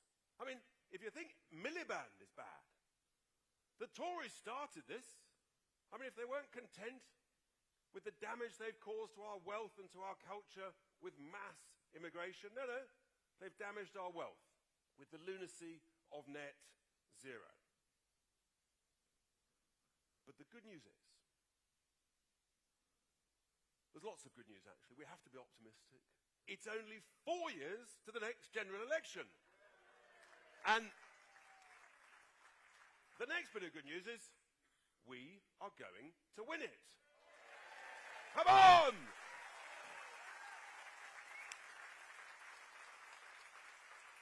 I know, Nigel knows, Lee knows, Matt knows, and you all know. This is happening. It's quite extraordinary. Now, back in the general election, they all gave me a bit of a hard time for a bunch of stuff. They said our numbers didn't stack up. Really? They said that we couldn't save £5 in 100 in public sector spending and waste. Well, having been elected, I mean, you just look at the numbers. And my favourite of public sector waste. So, look, whether you like bats or you don't like bats, right? I'm not a great bat lover, but some of you will be. And that's great. Seriously, folks, if you're building a nice little railway through the countryside, which I actually don't want to build HS2, is it a good idea to spend £1 million on a shed for the bats? Yes or no? Oh, hang on, you're being stingy. What about spending 10 million quid on a shed for the bats? So if I tell you that the Muppets, the morons, in HS2 have spent £100 million of your money on a bat shed, you'll say I'm crackers, but it's true. 100 million quid. I call it the batshit bat shed. Honestly. And here's the thing. It doesn't even stop the bats or protect the bats. I wrote a little tweet, caused a bit of a laugh, even from my opponents. I said, "Dear bats, we're building a railway through this side of the wood. Would you mind awfully going to the other side of the wood? Because we can't afford 100 million bat shed. But that is what's going on all over the country. Your money, our money, is being wasted." So what I actually conclude, and then this happened. Darren Jones, the Chief Secretary to the Treasury, just before Christmas, he wrote to all the public sector departments. He said, "Money's a bit tight, folks. We've got to save. £5 in 100. Brackets, Tice was right. Close brackets." And then they gave me a hard time for saying that we didn't need to pay voluntary interest on all the money that was printed, all the quantitative easing. I said, "You could save 30 billion quid. We don't need to do it." They were all scratching their head, the journos. What does that all mean? I don't understand. The Financial Times looked at it, and then The Economist looked at it, and then others looked at it, and they said, "Bother. Tice is right again. We don't need to do this stuff." You know you're right when Robert Peston agrees with you. And if that wasn't enough, coming back to my old friend, the net zero, well, I said we could save, if we scrap net zero, we could save 30 billion quid a year. The department, you always know you're on the right lines when they said, "We don't recognise that figure." That basically means you're bloody close. I mean, this money, it's our money that they're wasting, folks. So we can save all this money. Imagine a country with lower bills. Imagine a country with a lower cost of living. And imagine a country with more jobs. Imagine an economy led by people that made you better off. Does that sound a good thing? Would you like a bit of that, folks? We just have to do one thing. Tell your friends, tell everybody. All you have to do to achieve that is scrap net zero.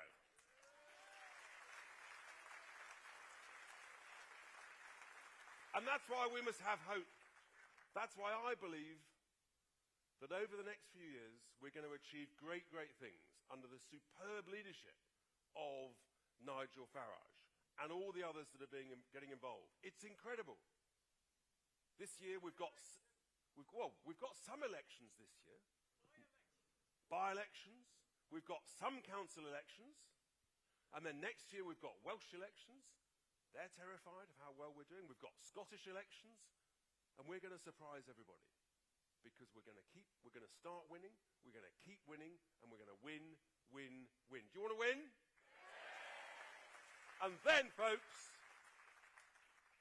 we can win the big one. And when we win the big one, we know, because we've been round the block a few times,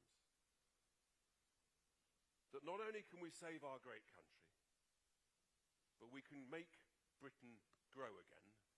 And, ladies and gentlemen, truly, we can make Britain great again.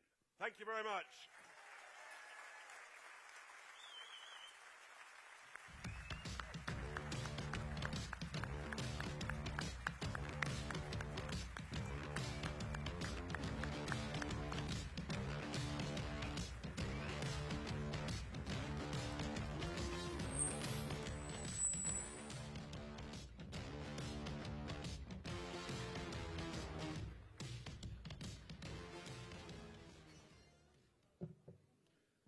Good afternoon, conference. I hope that you're having a great time.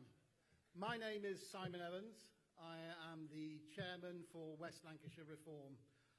I'm here to keep it very quick and brief. I'm here with one task. My task is to introduce today an extremely brave young lady who is a survivor of the rape gangs. We think about that word. Thank you.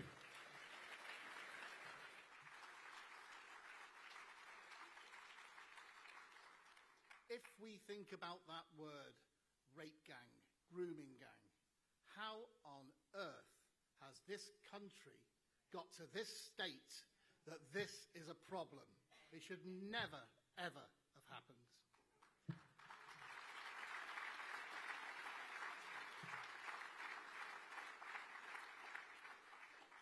I met Elizabeth Harper just over a year ago online. We talked for a while about politics, and then she started to tell me her story of how she was snatched from the streets at 14 years of age. Absolutely disgusting, vile people for which there are not enough life sentences. So let's remember where the blame lies. The blame lies with these vile creatures. And we, Reform, must hold them to account.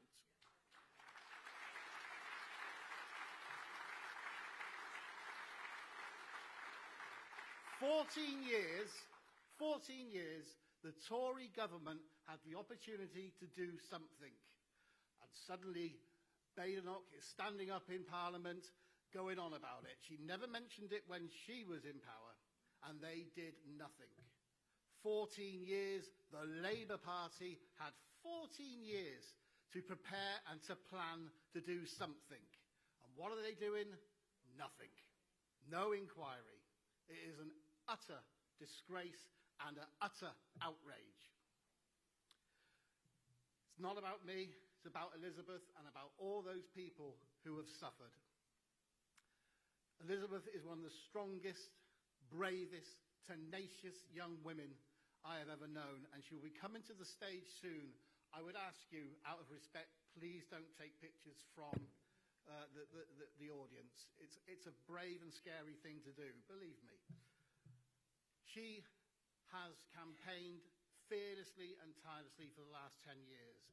She wrote a book, Snatched. I encourage all of you to buy it, read it. It is obviously not good reading. It is awful to read what is happening to our children. I put together a paper last year about how we, Reform, could tackle grooming gangs. Labour won't listen, Tories won't listen, police didn't listen, local authorities didn't listen. The only people that listened were Nigel Farage and Richard Tice, and they put it into our manifesto. We were the only party that specifically talked about how we're going to tackle this issue during the general election. Only party.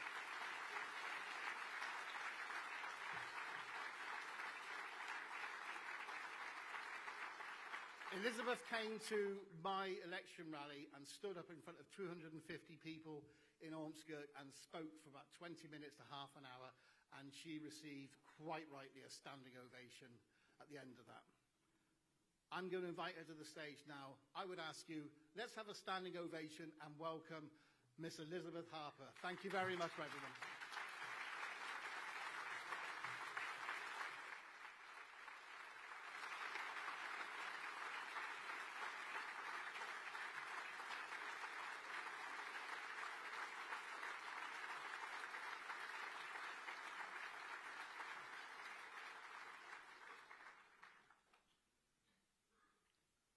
Hi everyone, I'm a survivor of historic child exploitation in Rotherham.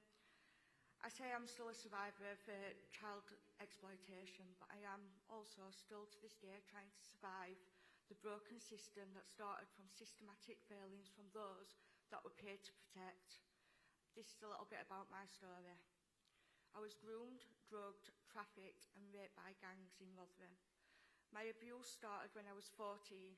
The one who started and facilitated my abuse was a woman that had so much intelligence surrounding them that I should have never been a victim. This lady was allowed to keep me locked in a property for 10 weeks while Pakistani men abused me. South Yorkshire Police were fully aware of what was happening due to the significant and high-level intelligence that they were in receipt of, stemming from at least 7 years prior. The information that they held consisted of that South Yorkshire Police had shut down a fake rape crisis helpline that she had set up in 1999. This was to lure young girls into exploitation.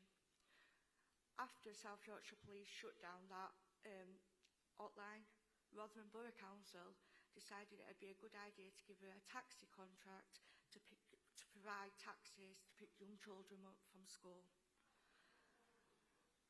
The list is endless of the horrendous calculated behaviour that she was allowed to get away with. During my 10 weeks locked in the flat, my parents had contacted the police over 200 times for help, to no avail. All that happened was searches of my parents' properties, searching of my parents' garage to look for my body.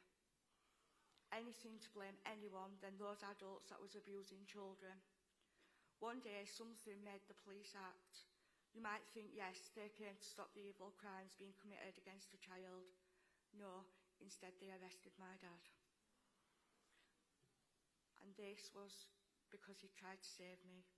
I often think, how horrendous is it that the only adult at that time who was made accountable for my abuse was my dad, the only one that was trying to save me.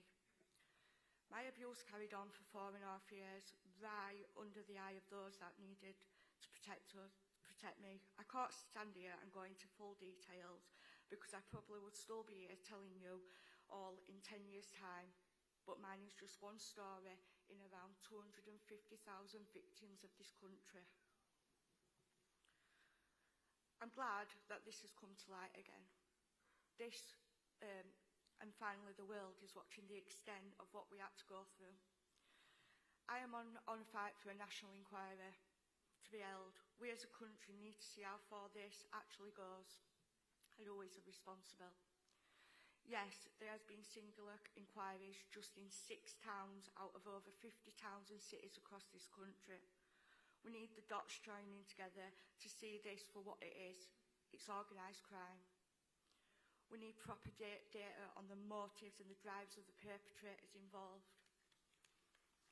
We need the data on the ethnicity of these perpetrators, and we need action and change. This is a must, not only for people just like me, but for those children that may be suffering now and in the future.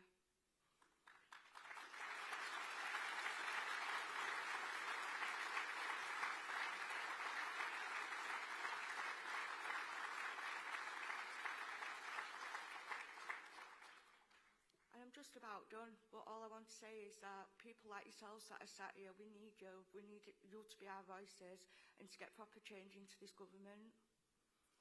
And last and all, I want you to thank you all for listening, and I just want to personally thank Nigel Farage and his team for today.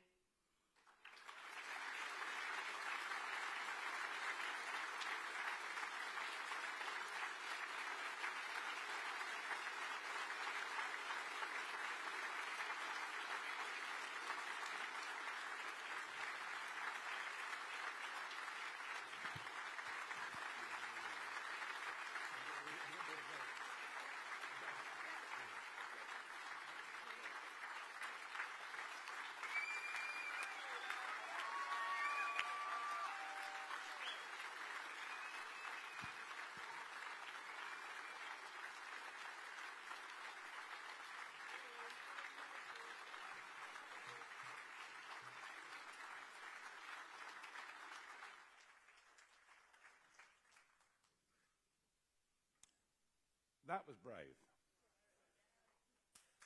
Very, very brave.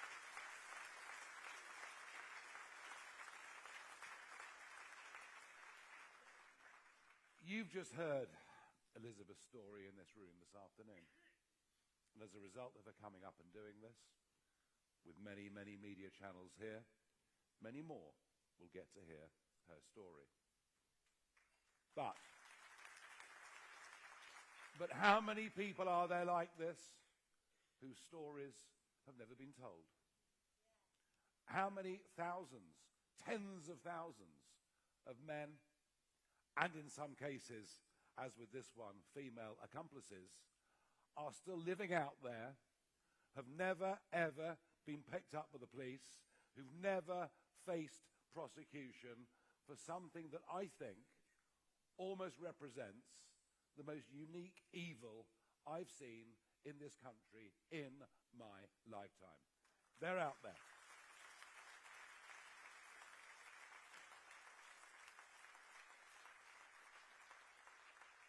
I first started trying to get the truth on this issue back in 2012.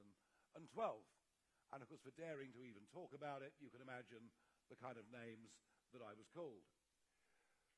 What has become clear is we thought this was happening in 6 or 8 northern towns. Charlie Peters, who has really reignited this story, Charlie Peters doing, I think, great work for GB News.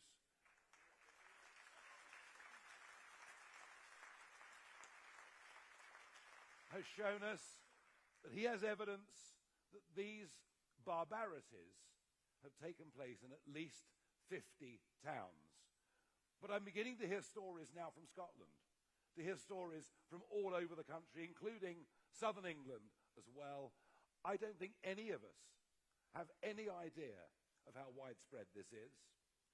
I think it is commonly known that these things are still going on. And unless we get to the bottom of what has happened here, to understand the full extent and scale of what has happened here, to understand the motives behind those who perpetrated these crimes, which frankly, I believe, are more than likely to be deeply racist in nature. I really do.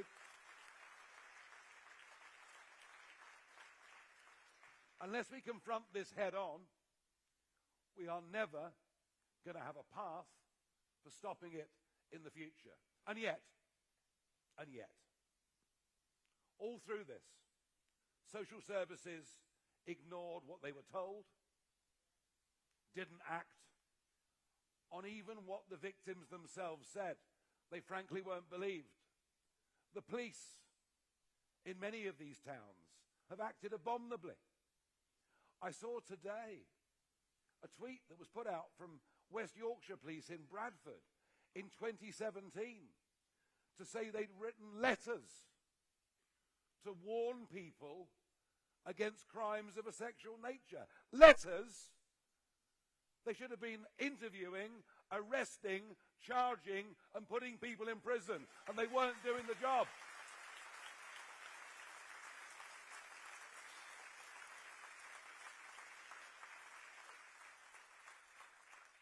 And government wasn't in the least bit interested.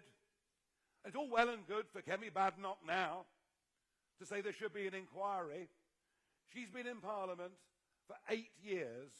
She has never once in Parliament mentioned this issue, including 2 years from 2022 to 2024 when she was the Minister for Women. They weren't interested. And the Labour Party couldn't deal with it. Because for them, mass uncontrolled immigration without integration was their multicultural dream. And they can't admit that in some cases it's turned into a disaster. So we've relied on local inquiries. We've relied on the same councils, the same police forces, and the same social workers who covered the thing up in the first place to launch inquiries.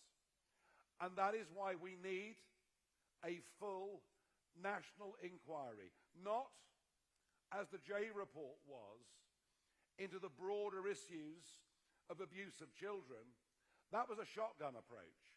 This needs to be a rifle shot that deals with grooming gangs, predominantly of Pakistani origin, and then preying on young, in most cases, working-class white girls in this country. We need it. We need it now. We need it done quickly. We need it concluded within 9 months. And we then need action across every arm of government in this country.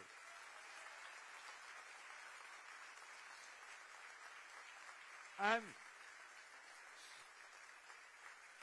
it would seem that Keir Starmer is dead set against it, putting spurious arguments to Parliament, such as it would take 7 years to conduct an inquiry. That we had an inquiry already. Well, we did, but it was 459 pages and only mentioned Rotherham, which we were just discussing, once. I'm pleased that Annie Burnham has broken ranks, whatever his motives. I think the pressure on the Prime Minister is becoming immense, and I have said, and I mean, if by the end of this month the Prime Minister has not called a full national inquiry, then we at Reform UK will raise the money, appoint the people and do it ourselves. We'll do it.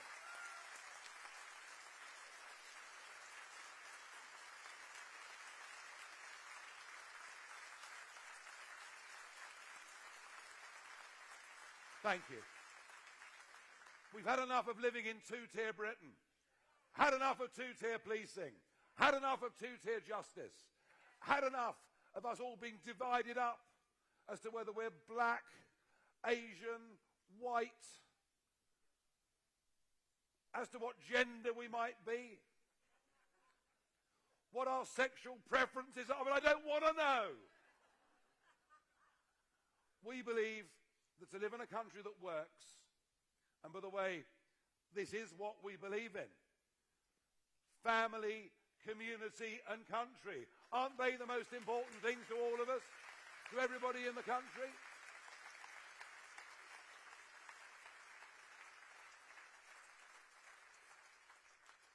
No, we're absolutely determined that everybody in this country should be treated equally and judged not on differences between us, but judged on their behaviour. And I tell you what, I think those days of saying, oh, we can't say this, and we can't say that, and oh, we mustn't say things that offend people. I'm quite good at that.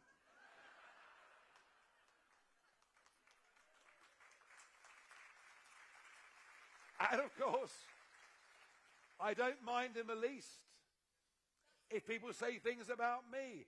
It's called free speech. It's called living in liberty. It's called living in a democracy. And it's what our grandparents and great-grandparents fought 2 wars so that we could have.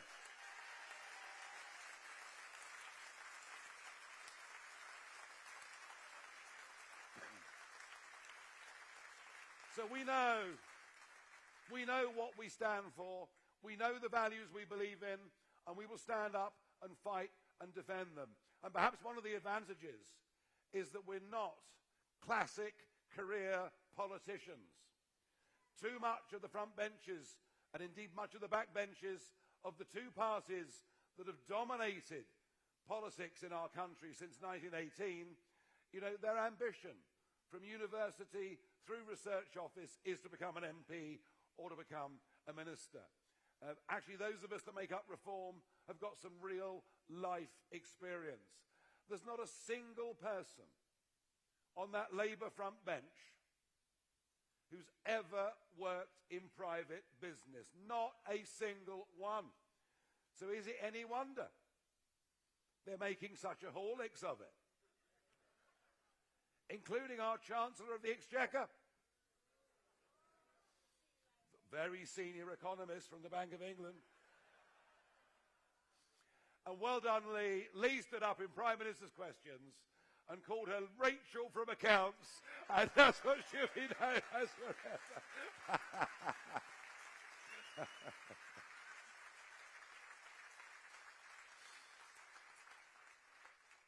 And so the economy's in a mess. We're going down the drain. Long-term rates are up. Sterling's falling. And for a government that says it's committed to growth, but if you don't understand that the driver of growth is private enterprise, that the driver of growth are men and women setting up their own businesses, working hard, taking risks, and yes, if they succeed, making money. And yet all we do is we tell people at school, you can do a 4-day week. You can work from home. Oh, we're so much more productive working from home, aren't we? Oh, yes. I should, Coco. I mean, there's no one left in Whitehall anymore. They're all working from home. We need a complete economic change of culture in this country. We've got to tell young people that actually, no one succeeds in life in any walk of life unless they do one thing: dedicate themselves and work damned hard. That is how you get results in life. And let's stop demonizing. Stop demonizing people who succeed and make money and do well. Let's do what the Americans do. Let's cherish those people, because without them paying their taxes, we won't have a national health service. We won't have care for the elderly. We need to make money as a country. But Rachel Reeves, of course, is currently in China. Or should I say, China. More of that later. And I guess going to China and begging the Chinese to buy British government bonds is just one step away from going to the IMF. We believe in encouraging business. We believe the administrative state overburdens everybody. We believe and we know that the cheap importation of foreign labour has, over the last decade and more, driven down the wages of working British people. We want a country in which our brightest and best want to stay, because right now they're leaving. They're going off all over the world: Dubai, Australia, America. We need a change of culture, and I think we, with our business brains, with our experience of life, I tell you what, we could run the country a damn sight better than the Labour Party or the Conservative Party are doing or have done. And some of the political dogma. I mean, can you believe we're even having a debate today? Isn't it great? We didn't have a blackout on Wednesday. How in the 21st century are we even having that conversation? But of course, we paid up to 50 times the market price for electricity for those last-minute gas-fired stations, many of which will be out of commission by 2030.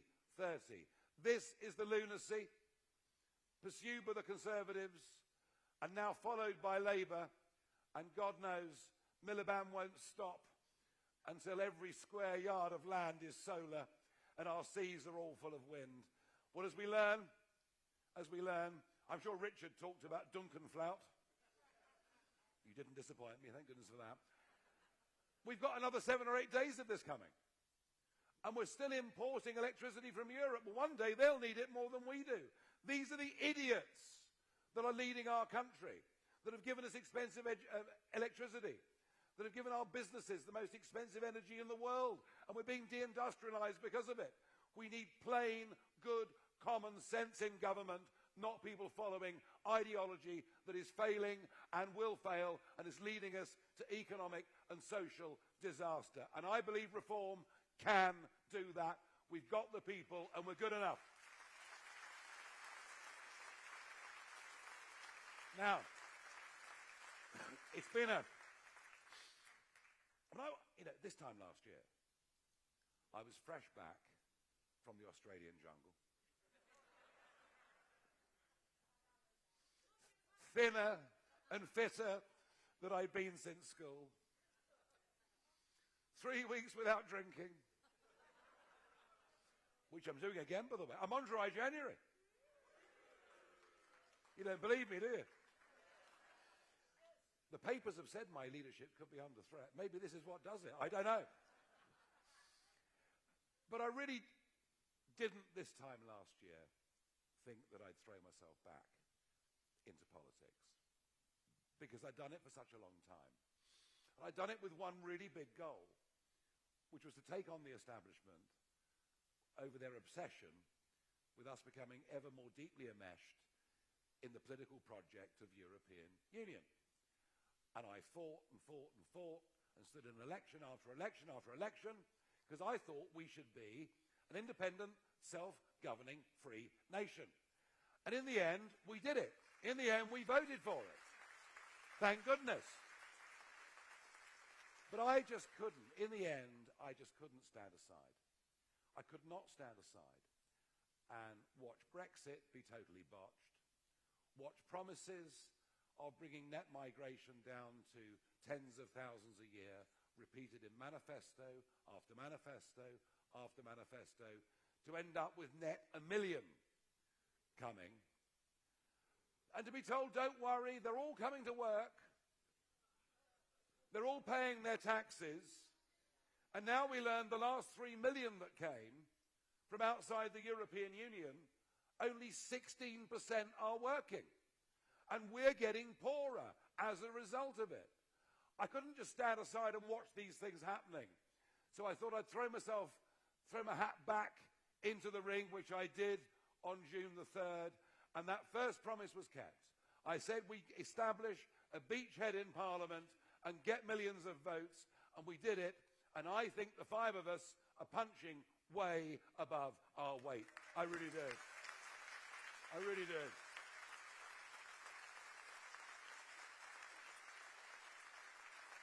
And that was just the start. But we had to professionalise the party and democratise the party. We've got a new party constitution. The share ownership structure of the party, which I own most of, because I wanted to protect us from infiltration, will be handed over to you, and that's all with the Electoral Commission as I speak. We're building branches all over the country. We're taking on candidates all over the country. We're making sure they're vetted. And, by the way, I promise you, we have no room for those motivated by hate. We want decent, good people who want to put Britain first, who want to put the British people first, but do so out of love for their country, their culture, for those people that live here, not out of hatred for anybody else based on religion or whatever else that may be. They're important values. But to take on the big battalions, we've got to go through a series of steps. And the first here in the northwest, and you're lucky, because last night I was in the southeast, Kent, Surrey, Sussex, where all the May the 1st elections have been cancelled. The Conservative administrations in those counties know that reform are coming for them. But they couldn't cancel all the elections, and the county elections are going ahead in Lancashire.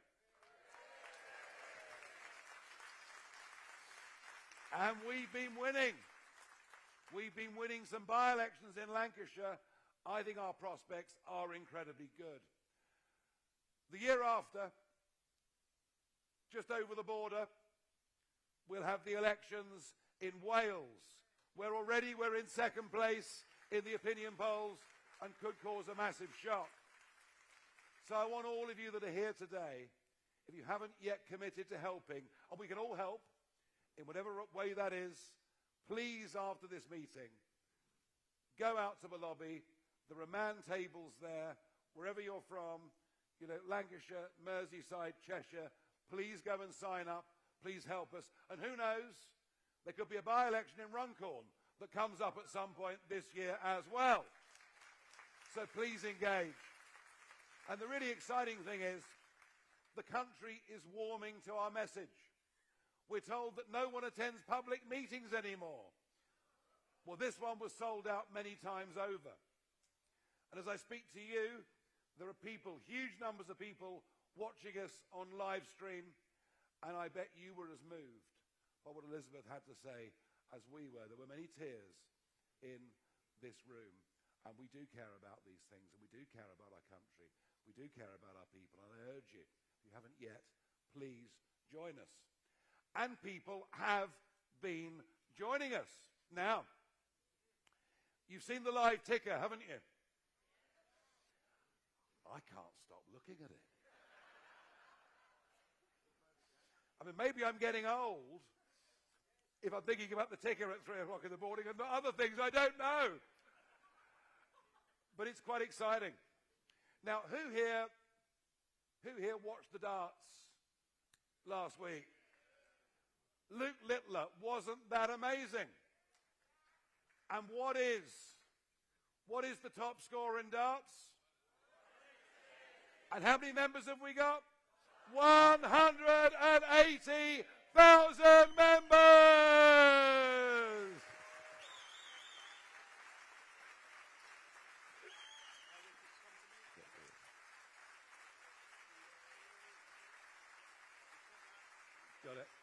great stuff. There we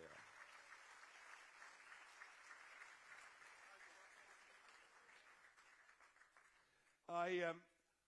Just before we came on air, live on air, I threw those 3 darts myself. And if you believe that, you'll believe anything. I didn't. To have gone from where we were a year ago, we're about 12, 13, 14,000 members, to 180,000 members, says something. And you're all members in this room. And as we move into spring, we will open up our events to the public as well, and there'll be thousands coming to each one of these rallies. But the message is simple. If you agree with us, if you agree with our agenda and what you're trying to do, then please join the People's Army. Help the People's Army. If ever there was a moment, a once-in-a-100-year moment, when British politics was about to fundamentally change, where British politics was about to actually represent what the people of this country really think and feel, if it's going to happen, it's going to happen now. It's going to happen in the course of the next few years. I believe we can do this. I also believe the price of not doing this, frankly, doesn't bear thinking about. We have been led by cowards. We have been led by career politicians. In many cases, we've been led by idiots. We are attempting a political revolution in Britain. If we do it and succeed, we'll leave to our children and grandchildren something worthy and something they can be proud of. And I can't bear the thought of failure. I bet you can't either. So please, let's go forward and let's begin here in the Northwest, in Lancashire, on the 1st of May this year. Thank you very much indeed. Thank you. Thank you.